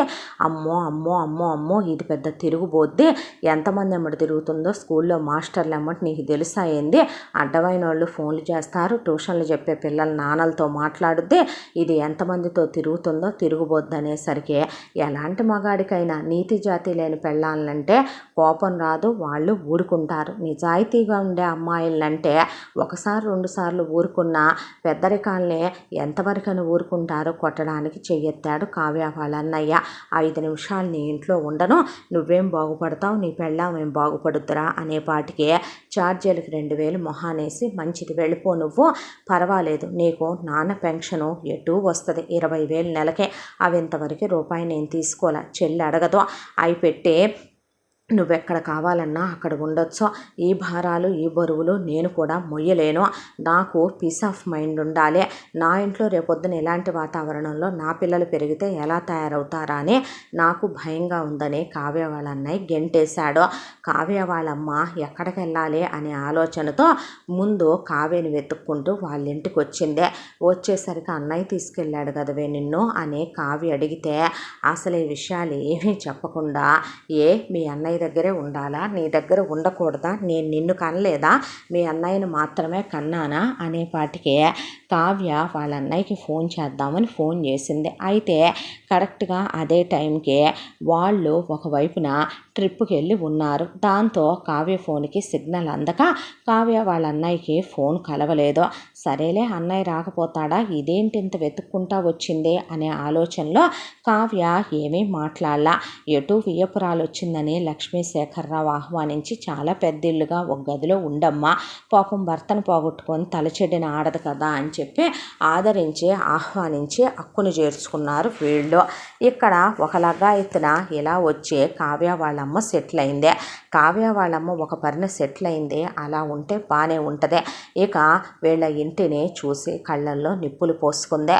పచ్చగా శేఖర్రావు లక్ష్మి పొద్దున్నే లేవటం, వాళ్ళ కోసం యోగా ట్రైనర్ రావటం, యోగాలు చేయించటం, హెల్త్ చెకప్లు చేయించుకోవటం, టైం టు టైం మందులు వేయటం, ఇంట్లో ఒక అమ్మాయి పనికి కేర్ టేకర్ ఉండే అమ్మాయి చూసుకోవటం, వంట కూడా చేయకుండా ఒకవైపున వంటమ్మాయి వంట చేయటం, పనోళ్ళు పనులు చేసి వెళ్ళటం, ఇంట్లో మిషన్లు ఉండటం, రోబో క్లీనింగులు తిరగటం, వ్యాక్యూమ్ క్లీనర్లు వాడటం, ఇవన్నీ చూసి ఇంట్లో ఎగ్జాటిక్ ఫ్రూట్లు తినటం, పిల్లలు బంతి గుడ్లల్లే ఇంతంత లావునుంటాం, పిల్లల కారుల్లో స్కూల్కి వెళ్ళటం, ఒకవైపున కిరణ్ అర్జును కలిసి సూపర్ మార్కెట్లకి కారుల్లో వెళ్ళటం, పెళ్ళాలను తీసుకొని సినిమాలకు వెళ్ళటం, షాపింగులకు వెళ్ళటం, రెస్టారెంట్లకు వెళ్ళటం, ముసలమ్మ ముసలాయన కూడా చేయి పట్టుకొని పార్కులకి వాకింగులకు వెళ్ళటం, గుళ్ళకి వెళ్ళి రావటం, తీర్థయాత్రలకు వెళ్ళి రావటం, పిల్లలు నలుగురు కలిసి మెలిసి ఆడుకోవటం, కలిసి తినటం, ఒకళ్ళ నోట్లో ఒకళ్ళు పెట్టుకోవటం, ప్రేమగా ఉండటం, ఇవన్నీ చూసే కావ్య వాళ్ళమ్మ మనసంతా కూడా చచా నారదుడికి కలహభోజనం లేనిది కడుపు నిండుద్దా,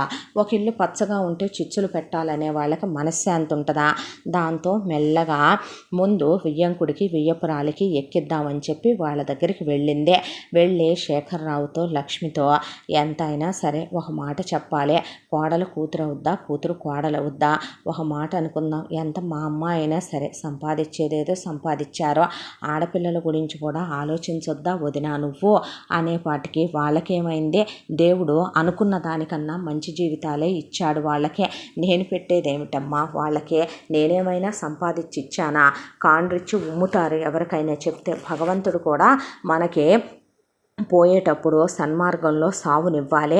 వాళ్ళ కష్టార్జితాలతో వాళ్ళు పైకొచ్చి వాళ్ళు సంపాదించుకున్న రూపాయి నేను కూతుళ్ళకి దోచిపెట్టడం ఏంటి, ఏవైనా సంస్కారవంతుల మాటేనా, ఎవరో చెప్పిన చెప్పుడు మాటలేని మనసు పాడు చేసుకోకు, నువ్వు వెళ్ళు అనేసింది లక్ష్మి. శేఖర్రావు దగ్గరికి వెళ్తే ఆయన చూడమ్మా చెల్లెమ్మ, చాలా జీవితంలో ఆటుపోట్లు ఎదుర్కొన్న తర్వాత ఇప్పుడిప్పుడేనమ్మా కాస్త స్థిమితపడ్డాను నేను, అనవసరంగా నా మెదడు పాడు చేయకు తల్లి, నీకు దండం వెళ్ళమ్మా అనేసాడు ఆయన. ఇక కిరణ్కి చెప్పే ధైర్యం చెయ్యదు, ఎందుకంటే అమాంతం అత్తను కూడా చూసుకోకుండా పాతేస్తాడు కిరణ్. ఇక అర్జున్కి అసలు చెప్పకూడదు, ఏదైనా ఉంటే లెఫ్ట్ అండ్ రైట్ ఇచ్చేస్తాడు అర్జున. మహిమకి ఏమని చెప్పుద్దే కాబట్టి ఆలోచించి ముందు మెల్లగా మహిమ దగ్గరికి వెళ్ళిందే. వెళ్ళి ఏమ్మా మహిమ, అసలు ఇదంతా సాధించింది నువ్వు, అంతా నీదే, కాకపోతే ఏంటంటే 10 మందికి పంపకాలు చేయంగా మనకు వచ్చేదంతా ఒక వంతేగా అంటే, ఎవరు పెద్దమ్మ వాళ్ళంతా నా వాళ్ళు కాదా, నా అత్తగారు, నా మామగారు, నా బావగారు, నా అక్కయ్య పిల్లలంటే నా పిల్లలు కాదా, కదా, నా భర్త, నేను, నా పిల్లలు, నా ఆడపడుచులు, నా అన్న వరుస అయ్యేవాళ్ళు, తమ్ముళ్ళ వరుస అయ్యేవాళ్ళు నా బిడ్డలు లాంటి వాళ్ళేగా వాళ్ళు కూడాను. మనం పరాయి వాళ్ళమా ఏంటి పెద్దమ్మ అని నవ్వుకుంటూ వెళ్ళిపోయింది మహిమ. దీని జీవితం లాభం లేదో అని ఇక మొత్తానికి పిల్లల మధ్య పుల్లలు పెడదామని ట్రెండర్రా అని కావాలని తన మనవడు మనవరాలకు కొనిచ్చి అవతల పిల్లలకు కొనివ్వలేదు. పిల్లలు తినే దాంట్లోనే సగం సగం వాళ్ళకి పెట్టి సగం సగం వీళ్ళు తింటే వీళ్ళ ఐకమత్యం వీళ్ళు కూలిపోను, వీళ్ళ ఐకమత్యం వీళ్ళు నాశనం అయిపోను. ఈ మంద ఇలా ఏళ్ళేళ్ళు ఇచ్చి పెంచుతున్నారు పిల్లల్ని. ఏళ్ళు వదలటల్లా వాళ్ళు అసలు ఒకే పళ్ళాల్లో తినిపించుకొని తింటున్నారు. వీళ్ళ జమ్మడ ఎక్కడి నుంచి వస్తాయో ఎంతోటి ప్రేమలు, ఎంతోటి మమకారాలు, వీళ్ళ కాళ్ళు గాల అనుకొని కూతురు దగ్గరికి వెళ్ళి ఏమే అని కావ్యనంటే ఏంటి మా అని కావ్య అంటే ఇక ఏమీ లేదమ్మా, కడుపు చించుకుంటే కాళ్ళ మీద పడుద్దని ఎంతైనా కన్న తల్లిని కదే. ఒకప్పుడు నాకు జాగ్రత్త చేసుకోవటం చేతకాకనే మీ నాన్నముండా కొడుకు వాళ్ళ అక్కల్ని చెల్లెళ్ళని ఉద్ధరించి మన నెత్తిన గుడిగేసి మనకి చివరికి ఇలా చేసి రూపాయి లేకుండా పోయాడమ్మా వాడు. అంటే ఇప్పుడు ఎందుకమ్మా పోయిన వాళ్ళని అనుకోవటం, చచ్చిపోయిన వాళ్ళ గురించి అనకూడదు అని కావ్య అన్న తరువాత అయ్యో మీ నాన్న గురించి అని మాత్రం ప్రయోజనం ఏముంది, ఇప్పుడు అయిపోయినాయి అన్నీ మారతాయా అమ్మ, ఆ విషయం కాదే తల్లి నేనంటుంది. అంటే మరి ఏ విషయం అంటే ఏమో లేమ్మా, ఏదైనా అంటే మళ్ళీ అమ్మంది అనుకుంటావేమో అనేసరికి కావ్య అనుకోనిలే చెప్పు అని అంటే ఎట్రా నువ్వు అనేసరికి వస్తున్నానుండు అంటే నగలు పెట్లా సర్దుతున్నావు అని అడిగితే అవునమ్మా అంది కావ్య. లాకర్లో పెట్లా వ్రతం ఉంది కదమ్మా తీసుకొచ్చారు ఈ రోజున, నావే మహిమవే కూడాను పిల్లలే కూడాను అవే సర్దుతున్నాను అంది కావ్య. అన్న తర్వాత నీ అత్తకు మళ్ళీ అందరికీ రాజకీయాలు గుట్టుగా నడపటం చేతకాదులేవే అనేసేసరికి పని చేసుకుంటుందల్లా వెనక్కి తిరిగి ఏం మాట్లాడుతున్నావమ్మా అంది. ఏం మాట్లాడటం ఏంటే, వ్రతం ఉందని మీకేం కావాలో మీరు కొనుక్కోండమ్మా, మీకేం కావాలో మీరు తీసుకోండమ్మా అని దొంగముండ డ్రామాలు ఆడినట్టే ఆడి నాటకాలు వేసినట్టే వేసి నీకు నీ తోడుకోడలికి, నీ కూతురికి నీ తోడుకోళ్ళ కూతురికి ఎంతలోనే మొత్తం కలిపి సరి చేసేసింది. తనకని ఒకటి తీసుకొని వ్రతంలో పెట్టుకోవటాన్ని పక్కన పెట్టుకున్నట్టే పెట్టుకొని కూతుళ్ళకి పుట్టిన మనవరాళ్ళ ముగ్గురికి కూడా తీసుకొని మంచం కింద దాసిందే నీ అత్త గుడిసేటిది. అది ఎలాంటిదో తెలుసా, వాటితో పాటు పట్టు చీరలు కొని పట్టు చీరల మధ్యలో పెట్టారు డబ్బులు కట్టలు. వామ్మో ఇలా ఎంత పోతున్నాయో ఏమో. అయినా ఏ మాటకు ఆ మాట చెప్పుకోవాలి కానీ నీ తోడుకోళ్ళు నువ్వేమైనా ఒక తల్లి పిల్లలంటే దానమ్మకు నువ్వు పుట్టావా, నీ బాబుకు అది పుట్టిందా, అయినా ఎంతలో ఉండాలో అంతలో ఉండాలి. నీ మొగుడేమో మెంటల్ ఎదవాయ కోపిష్టం ఉండా కొడుకు, ఏదైనా చెబుదామంటే ఎండో నీ మరిది మాటలతో బూరులు వండుతాడో. రేపొద్దున లెక్కపత్రాల్లోకి రాకుండా నీ మామ కొనేయే ఎవరెవరి పేరు మీద కొంటున్నాడో ఎవడికి తెలిసే. రేపొద్దున మొత్తం కూతుళ్ళకి పెట్టరని ఏంటి గ్యారెంటీ, నీ మొగుడికి నీ మరిదికే పెడతారని ఏంటి గ్యారెంటీ. ఆ సూపర్ మార్కెట్ ఏదో ఆస్తిలో వాటాలు వేసేసేయమనమనే ఎవరికి వాళ్ళు విడివిడిగా పెట్టుకొని ఎవరు వేరు కాపురాలు వాళ్ళు పెట్టుకొని ఎవరు వేరు సంసారాలు వాళ్ళు చేసుకోవచ్చుగా. పిల్లల్ని ఎందుకే అంత కలివిడిగా ఉంచుతున్నావో. రేపొద్దున ఏ వ్యవహారం వచ్చినా సరే నీ కూతురు అన్నీ నాయ అంటుంది దాని కూతురు, నీ కొడుకు నాయ అంటున్నాడు దాని కొడుకు. ఇలాగే గనక సాగిందంటే నీ పిల్లల్ని వాళ్ళకి బానిసల్ని చెయ్యాలి. నువ్వు నీ మొగుడు ఊడిగాలు చేస్తున్నారు సాల్దా అమ్మ. ఎక్కడి నుంచి వచ్చిందో కానీ తెలివిగా ఇది డిగ్రీ కాలేజీ నుంచి ఇంజనీరింగ్ కాలేజీలో ఉండే ఆడికి బీటేసి ఆడిని సెట్ చేసి రూపాయి కట్నం తీసుకురాకుండా నేను ఏమీ ఇవ్వలేదుగా అమ్మ. సరేలే మనమేంటి మన కులం ఏంటి, అదేంటి దాని కులం ఏంటి, నువ్వేంటి నీ తాత ఏంటి, అదేంటి దాని తాత ఏంటి అనేపాటికి కావ్య ఏం మాట్లాడకపోయిన తర్వాత అలాంటి వాటిని చారనివ్వకూడదమ్మా, సంసారాలు తీస్తాయి. నీతో చాకిరి చేయించుకొని నీ మొగుడితో చాకిరి చేయించుకొని అవసరమైతే నీ మామతో కాలు జారైనా నీ అత్తకు సర్వీస్ అయిపోయిందిగా అనేపాటి కావ్య కళ్ళు ఎర్రగా అయిపోయిన తర్వాత ఎంతకైనా తెగిస్తాయి. మామను ముగ్గులో పెట్టి తలగడ మంత్రాలేసి మొత్తం వాటి పేరు మీద రాయించుకుంటే నెర్రజానలు అంటారు అలాంటి వాటిని అని చెప్పింది కావ్యతో. కావ్య కళ్ళల్లో నీళ్లు తిరిగిపోయి కళ్ళు ఎర్రగా అయిపోయిన తర్వాత తెల్లాడి ఇంట్లో వ్రతం ఉంది, ఏమీ మాట్లాడకూడదు. అదే కాక మొగుడికి తెలిస్తే ముందు ముక్కలు ముక్కలుగా నరికేస్తాడు తల్లిని. అన్నకు ఫోన్ చేసింది. జరిగిన విషయం మొత్తం తెలుసుకుంది. అన్న వదిన చెప్పారు. ఆ తర్వాత ఏమీ మాట్లాడలా. తెల్లారి వ్రతం. ఆడపడుచులు అందరూ వచ్చారు. పూజలో పీటల మీద అందరూ కూర్చున్నారు. అయిపోయిందే. ఆడపిల్లలకి పసుపు కుంకాలు పెట్టడం, మహానటిలాగా అక్కడ కావ్య వాళ్ళమ్మ నటించటం అంతా అయిపోయి భోజనాలు, చుట్టుపక్కల వాళ్ళకి తాంబూలాలు, రిటర్న్ గిఫ్ట్లు అన్నీ అయిపోయి కావ్య మాట్లాడదాం అనుకునే లోపు మహిమ వాళ్ళ మేనత్త పెద్ద పెద్దగా శోకాలు పెట్టుకుంటూ వచ్చి గుమ్మంలో పడింది. పడేపాటికి ఏంటిదంతా అని మహిమ లేచి నుంచుందే. మీ మామయ్య పోయాడమ్మా, ఉన్నాస్తంతా కూడాను దరిద్ర పిల్ల మంద పెట్టించుకొని ఫారెన్లకి వెళ్ళిపోయి నన్ను అనాథం చేసి ఈదులో వదిలేశారమ్మా. ఉన్న ఇల్లు కూడా అమ్మేసుకొని పోయారే. కట్టుబట్టలతో నిలబడిపోయానే అమ్మా. నన్ను చూసే దిక్కు లేదే. చివరికి ఇళ్లల్లో పాసిపని చేసుకుంటా పొట్టపోసుకుందాం అనుకుంటే చేసిన మనిషిని కాదేమో తల్లి. ఆరోగ్యం బాగోట్లేదమ్మా. ఎంతైనా మీ అమ్మ నాన్న పోతే నిన్ను పెంచానే, కన్న కూతురులా చూశానమ్మా. నిన్ను తార్చలేదు కదే. నిన్నేమీ ముద్ద పెట్టకుండా మార్చలేదు కదే. నిన్నేమి నీ జీవితం నాశనం చేద్దాం అనుకున్నానంటే ఆ రోజు ఏదో రూపాయి దశలో ఉండి తప్పులు చేశానమ్మా. నన్ను క్షమించవే. నాకంత ముద్ద పెట్టి పనిచేసే దానిలో ఓ మూలన పడుంటానమ్మా. నేను నీ విషయాల్లో కలగ చేసుకునే ఓపిక కూడా లేదే తల్లి అంటే, వద్దత్తయ్య, ఎక్కడ ఉండాల్సిన వాళ్ళు అక్కడే ఉంటే మంచిదని మహిమంటే, అలా కాదులేమ్మా, కష్టంలో ఉండి వచ్చారు. నిజమేగా, ఒకప్పుడు నిన్ను పెంచిన మాట సావని ఎవరైనా మారతారులేమ్మా. తప్పులు చేసిన మనుషులు అదే తప్పుల్లో ఉంటారా? పరివర్తన రాదా? పశ్చాత్తాపానికి మించిన శిక్ష ఉందా అనే శేఖర్రావు గుండె అసలే కరిగిపోద్ది కదా. శేఖర్రావు అనగానే మీరెంత చెప్తే అంతేనని లక్ష్మి మాట కలిపేసిందే. మాట్లాడదాం అనుకున్న కావ్యకే ఆ నోట్లో మాట బయటికి రాకుండా మమత, పర్వాలేదులేండి, మీ ఇల్లు వేరు ఈ ఇల్లు వేరా, ఇది కూడా మీ ఇల్లే అనుకొని ఉండండి అనే పాటికి ఇక అసలు ఏమీ మాట్లాడలేకపోయారు వీళ్ళు. అలా మహిమ వాళ్ళ మేనత్త ఇక్కడ తిష్టేసిందే. ఒకవైపున కావ్య బుర్ర కావ్య వాళ్ళ అమ్మ తినేస్తుంటే ఇటు మహిమ మేనత్త మొదలుపెట్టిందే. శేఖర్రావుకి అయిపోయింది, లక్ష్మికి అయిపోయింది. కిరణ్ జోలికి వెళ్తే తంతాడని తెలిసి అర్జున్ జోలికి వెళ్ళి అర్జున్ గిల్లుదాం అనుకుంటే అవలా, పిల్లల జోలికి వెళ్దామంటే అవలా. దాంతో మహిమ దగ్గర కూర్చొని నీ ఆడపడుచులకి నీ అత్త ఎంత దోసి పెడుతుందో తెలుసా. ఎంతైనా సరే నీ తోడుకోళ్ళు దాని అమ్మని తీసుకొచ్చి పెట్టుకుంది. ఇక సైడ్ చేయాల్సినవన్నీ బాగానే సైడ్ చేసుకుంటున్నారు. లెక్కలు మొత్తమేమో నీ బావ చూడటం ఏంటి, పై ఎత్తున రైతుల దగ్గరికి వెళ్ళి కొనుక్కొచ్చే ఎట్టి చాకిరేమో నీ మొగుడు చేయటం ఏంది. అకౌంట్ల దగ్గర, బిల్లింగ్ సెక్షన్ల దగ్గర ఉండేవాళ్ళు ఎన్ని డబ్బులు మాయం చేస్తారే ఎర్రిబాగులు దానా. మీ మావయ్య కొంటున్నాడంటే మొత్తం ఆడి పేరు మీద పెట్టుకుంటున్నాడంటే నేను ఆరాధిశాను. రేపొద్దున వాడు పోతా మొత్తం కూతుళ్ళకి పెట్టడానికి గ్యారెంటీ ఏముంది అమ్మ?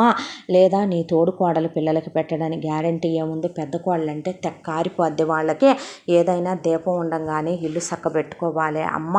లేదంటే కనుక నాలాగే ఈదులు పాలవుతావు నువ్వు కూడాను. మీ అమ్మ లేదు, మీ నాన్న లేడు, నా అనేవాళ్ళు లేరే అమ్మ. ఇదంతా నీ వల్ల కాదా? ఇంత ఐశ్వర్యం వచ్చింది నీ తెలివితేటలతో కాదా? నేను ఆరాధీశానులే. నాకప్పుడు జీతం అబద్ధం చెప్పి మరి డబ్బులు దాసి నువ్వు మొదలుపెట్టిన దాంతో కాదా వీళ్ళెంత పెద్ద మనుషులు అయ్యింది. నువ్వనే దానివే, లేకపోతే వీళ్ళ కష్టార్జితాలతోనే వీళ్ళెంత సంపాదించారా? అది పెద్ద పనికి మాలింది వీళ్ళ కోళ్ళు. మీ అత్త అంతకన్నా పెద్ద పనికి మాలింది. మీ మామయ్య చేతకాని ఎదవ. నీ మొగుడు మాత్రం ఏం చేయగలిగాడు? నీ బావ పని పాట చేశాడా? ఏమే నీ తోడుకోళ్ళ పిల్లల్నైతే కనేసింది కానీ మొగుడు గదిలోకి వెళ్ళి అదేమైనా సంసారం ఎత్తానికి ఏమైనా పనికొచ్చిన ఆడదా? నీ ఆడపడుసులు రెండు ఏమన్నా నువ్వు రాకముందు ట్యూషన్లు పెట్టినాయా? నీ పెద్ద ఆడపడుచు మొగుడిడిసి పెడితే వచ్చి కూర్చున్న ఆడదు కాదా? వీటన్నిటి బతుకులు బాగు చేస్తా నువ్వు పిల్లల్ని ఆలస్యం చేసుకో. నువ్వు అమ్మతనానికి లేట్ అవ్వలేదా?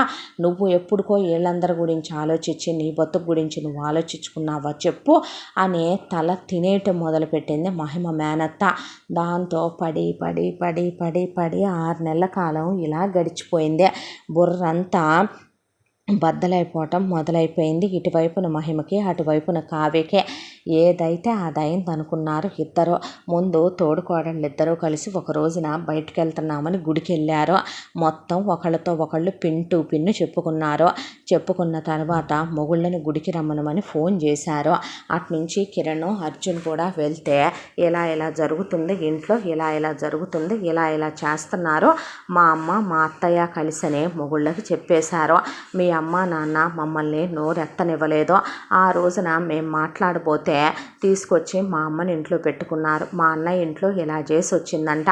మా మేనత్తనేమి పిల్లలు వెళ్ళగొట్టే రకాలు కాదు. మా మేనత్తకే ఇక కోడళ్ళు ఉద్యోగాలు చేసి జీతాలు తనకు తీసుకొచ్చి ఇచ్చే కూతుళ్ళని అల్లుళ్ళని ఇల్లరికాలు పెట్టుకొని మేపాలనుకుంటేనే ఎదురు తిరిగిపోయిన కొడుకులు కోడళ్ళు పడేసి చెత్తకొట్టేస్తే ఇది మొత్తం కూతుళ్ళకి దోచిపెట్టి కూతుళ్ళ దగ్గరికి వెళ్తే అవి పని మనిషిని చేసి దీన్ని బయటికి గెంటిని అంట. ఇక ఇలాగే అయితే కనుక మన సంసారం చిన్న భిన్నం అయిపోద్దే. మెల్లిగా పిల్లల మనసులోకి విషాన్ని నింపాలని చూస్తున్నారు వీళ్ళు లేనిపోయిందే పిల్లలకి కపటపు మాటలో చెప్పి పిల్లలు నమ్మితే మెల్లమెల్లగా మన ఇల్లు ముక్కలవటం మొదలుపెట్టుద్ది.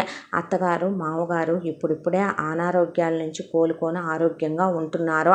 ఆడపడుచుల జీవితాలు స్థిమితపడ్డాయి. వాళ్ళ వెయ్యాల వారి ఇంట్లో ఈ విషయాలన్నీ తెలిస్తే వాళ్ళు వీళ్ళని అనుకోరు. ఇలాంటి వాళ్ళని చేర్చుకొని పెట్టుకున్నందుకు మందే తప్పని కాండ్రిచ్చి ఉమ్ముతారు. కాబట్టి ఇలాంటి వాళ్ళని ఉంచుకోవటం మంచిది కాదు అంటే కిరణ్కి కోపం కట్టలు తెంచుకునేపాటికి బావా నువ్వు ఇప్పుడు వాళ్ళని కొట్టినా కుక్కను కొట్టినా ఒకటే. ఇక అలాంటి ఆడవాళ్ళు మారరు. అమ్మంత వయసు ఉన్న వాళ్ళు ఒక విషయం చెప్పమంటావా, అమ్మతనాన్ని కని మరీ పిల్లల్ని గొడ్రాళ్ళగా మిగిలిపోయిన ఆడవాళ్ళు వాళ్ళ గురించి ఏం ఆలోచించాలో మేము ఆలోచిస్తాం. భార్యలుగా మీ దగ్గర దాయకూడదని మీకు చెప్పాం.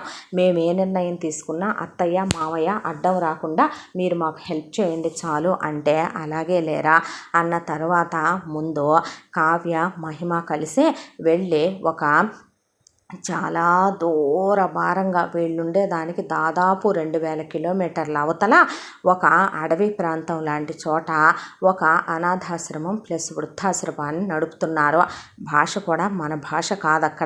అక్కడ మనం ఎవరినైనా వదిలిపెట్టి వస్తే ఇక వాళ్ళు నెలకి ఎంత అమౌంట్ అని చెప్పి ఇమ్మనమని వాళ్ళని బయటకు కూడా రానివ్వకుండా చచ్చిందాకా అక్కడే ఉంచి చూస్తారు.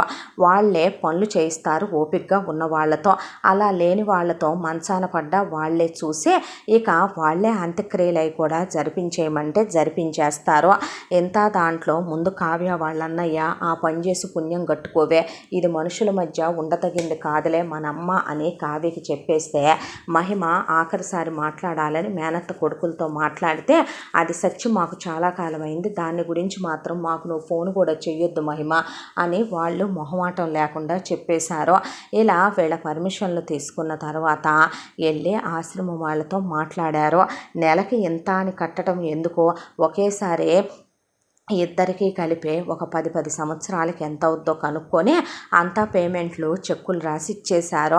ఏనాటి దరిద్రాలంటావు ఇవి అని కావ్య అంటే తప్పేదేముంది, మన కాపురాలు మన సంసారాలు మన మొగుళ్ళు ఇల్లు వాకిళ్ళు బాగుండాలంటే ఇలాంటి వాళ్ళని మనం ₹1 ఇచ్చైనా వదిలించుకోవాలి. గాంధీ గారి కాలం కాదుగా కుడి చెంప మీద కొడితే ఎడం చెంప చూపించండి అంటానికే. బయటకు గెంటేసినా ఇలాంటి వాళ్ళు పోతారంటావా, ఏదో ఒక విధంగా వెళ్ళి ఇంకో కొంపలో చిచ్చు పెడతారు. ఇలా వీళ్ళని బయట ప్రపంచాలకు వదలటం కూడా మంచిది కాదులే అక్క అనుకొని ముందు ఇంటికి వచ్చారు.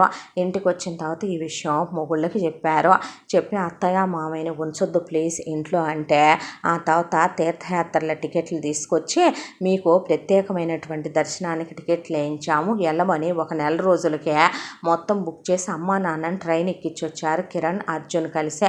ఆ తర్వాత మీ ఇద్దరు వెళ్ళిపోండి సూపర్ మార్కెట్కి అని చెప్పి కావ్య మహిమ కలిసి అత్త అమ్మ అంటే అమ్మ అన్న తర్వాత బట్టలు సర్దండి మీ కూడాను అంటే ఎక్కడికి అనేసరికి ఏమీ లేదో ఎంతోటి కాపురాలు కలిసి చేసి మాత్రం ఒరగబెట్టేదేముందిలే అన్న తర్వాత నా స్నేహితురాల దగ్గర నేను కొంత డబ్బు దాశానమ్మా, ఆ డబ్బు నీ పేరు మీదకి మారుస్తాను నేను, నాకు ఎప్పుడైనా అవసరమైతే కనుక నువ్వనేదాని ఉంటావు కదమ్మా అంది కావ్య.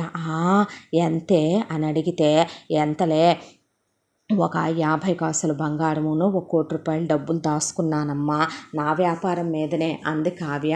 అత్త నేను కూడా దాశాను అనే మహిమ విడివిడిగా చెప్పారు 2 గదుల్లోకి తీసుకెళ్ళి.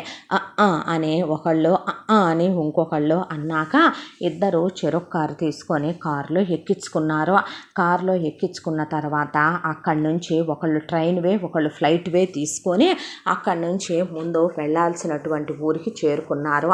చేరుకున్న తర్వాత ఆ ఆశ్రమం దగ్గరికి ముందు కావ్య తీసుకెళ్ళింది. వాళ్ళ అమ్మనే తీసుకెళ్తే ఇదేంటే ఆశ్రమం అని రాసుంది, లోపలే ఉంటుంది నా ఫ్రెండు అని చెబితే ఆహా అన్న తర్వాత లోపలికి తీసుకెళ్ళి ఈవిడేనని చెప్పేసి నువ్వు ఇక్కడే కూర్చోమ్మా, నేను నా ఫ్రెండ్ని పిలుచుకొస్తానంటే అలాగే ఎల్లెళ్ళు అన్నాక కావ్య వాళ్ళ అమ్మను వదిలేసి ఫామ్ ఫిలప్ చేసి సంతకం పెట్టి కావ్య రాగానే మహిమకు ఫోన్ చేసింది.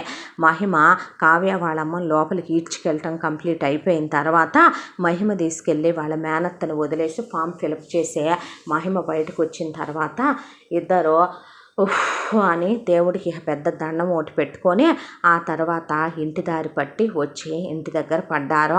ఆ తర్వాత మొగుళ్ళు అయిపోయిందా అంటే అయిపోయింది, ఇంకా చచ్చిందాకా వాళ్ళు బయటికి రానివ్వరు. ఇలాంటి వాళ్ళని గెంటేయచ్చు.